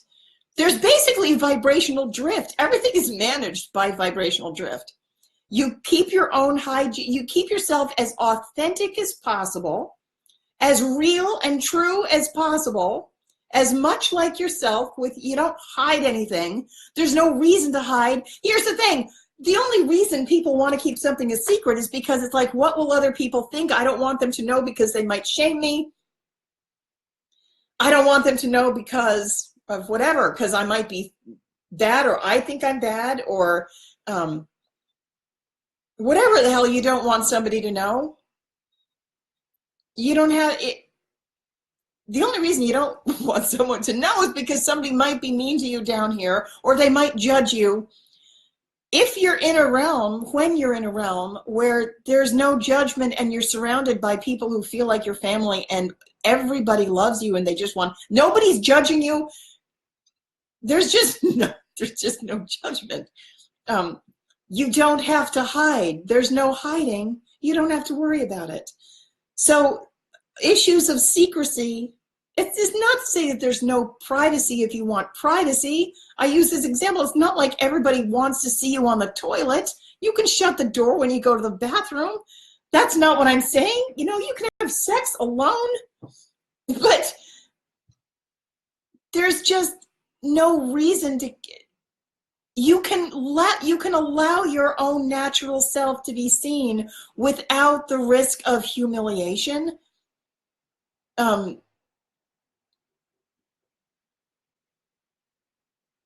Nobody's going to, there's just no judgment. That heaviness that so many of us grew up with, they're like our families are gonna judge us or mock us or control us or whatever. If you're surrounded via vibrational drift with people who feel like your soul family, who love you, who aren't judging you, you don't have to wear a bra all the time. You can, you can let your stomach hang out. You can be your normal self. You can tell your stupid joke and someone will laugh because they love you. You can just be relaxed and normal, and you're real. You can be real. You can be real and authentic. Emphasis on authentic.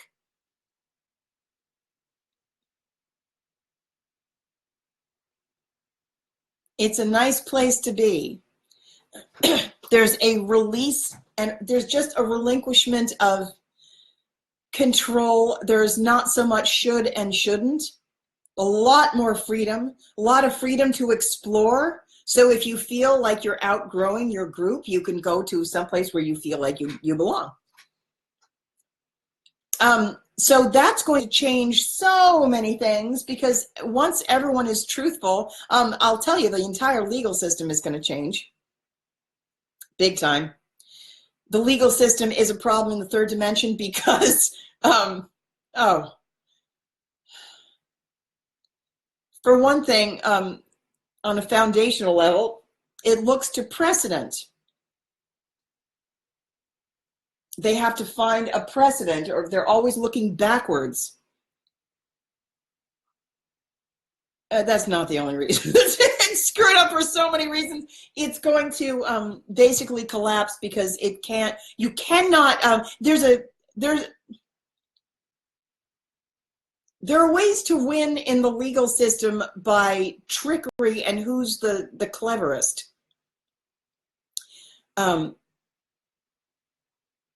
Deception is possible.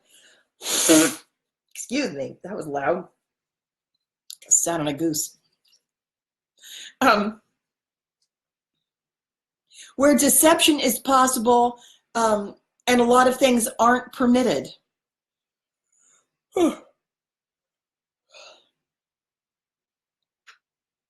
In the fifth dimension, when you can read someone's energetic signature, number one, when all is truthful, if you've had to pass through the 11 gateway, and after the cosmic blast, the deception is going to be gone. Darkness that won't yield, anything that is not love, you're not going to even have that.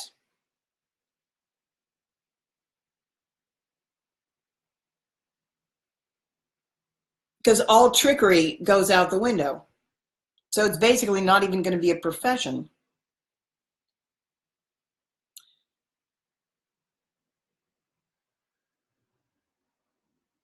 A lot of things are going to collapse. Institutions are absolutely going to collapse completely. And we're going to have to start fresh and make a completely different thing. So democracy would work, provided it was honest. But if you keep feeding into something that is already corrupted and cancerous, you're just giving it more energy. So what else was I going to say about that?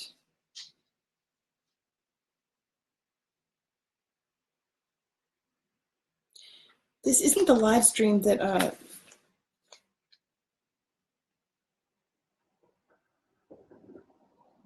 oh yeah. Inequality. I was going to say that too. I think I'd said that in another live stream.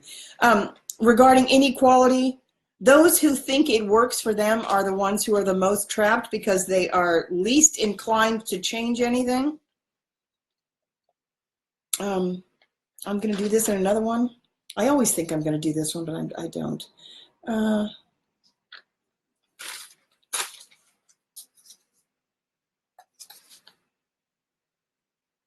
Changing imbalance.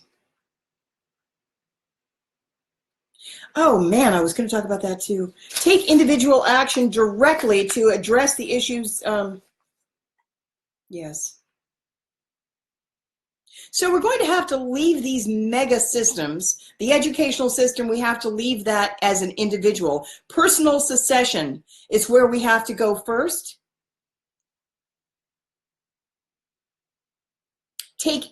Part of being sovereign is taking individual responsibility.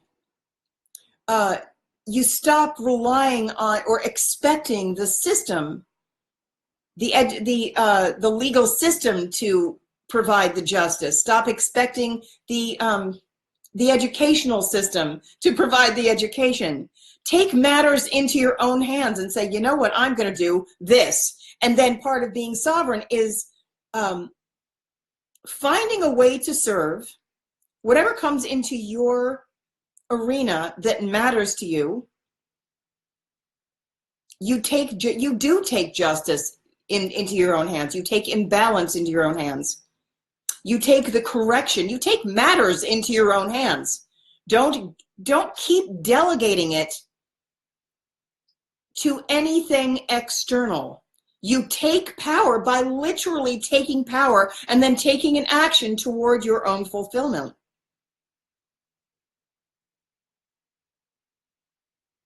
So what we need more than people trying to change the system by reaching out and directing their attention to the system, because you can't fix the system by deferring to it. We can't correct that system, actually. All of these systems are busted and they're totally fucked and we need to just leave them. The way to leave them is to leave. Leave them. Take your power. Remove your power away from them. Stop deferring to them. Personal secession. Take matters into your own hand. Go directly to creating the new. This is why those of us who are the 48 stranders, most of the 24 stranders too, I feel like I should stop using that analogy. It's not an analogy. I feel like I should stop talking about us like that, because it sounds hierarchical and I don't mean it to be. We've all been unplugged from 3 completely, and none of us are even in 3D systems anymore at all. That's why we're like living in 0 point, because our entire focus at this point is, all of us, we're living in 0 point, which is a very uncomfortable place to be, especially for a long period of time, but we're putting all of our emphasis on creating the new, our creative, energetic initiative. Our drive has to be in building the new, creating the architecture up there. That's where all of our focus is, because energy goes where your attention flows. Put all of your attention into building the structure in 5, because that's where we need to be. It's much nicer there. It is all actually being built. It's just not all fully functional. It's not, but it's coming in though, for real. So put your attention where you want it. Take it back from the systems and put it on yourself, and take action. Work outside the dominant systems as much as humanly possible. Yeah, if voting worked, they wouldn't let you do it. That's true. Voting is a 3D system where you put trust in an external mechanism. Don't feed it. Your energetic signature is vastly more powerful than a vote, and where you put it is where you will go. So the ocean you feed is the ocean that you're going to swim in. So don't keep feeding the old ocean, which is, it's basically a swamp. It's disgusting, and you need to look where you're headed and focus there.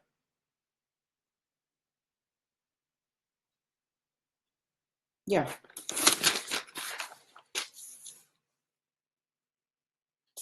I said that. I think I say this every single time. I need to organize my material and then come back and do another live stream, because this is terrible. I've just got notes all over the table. All right.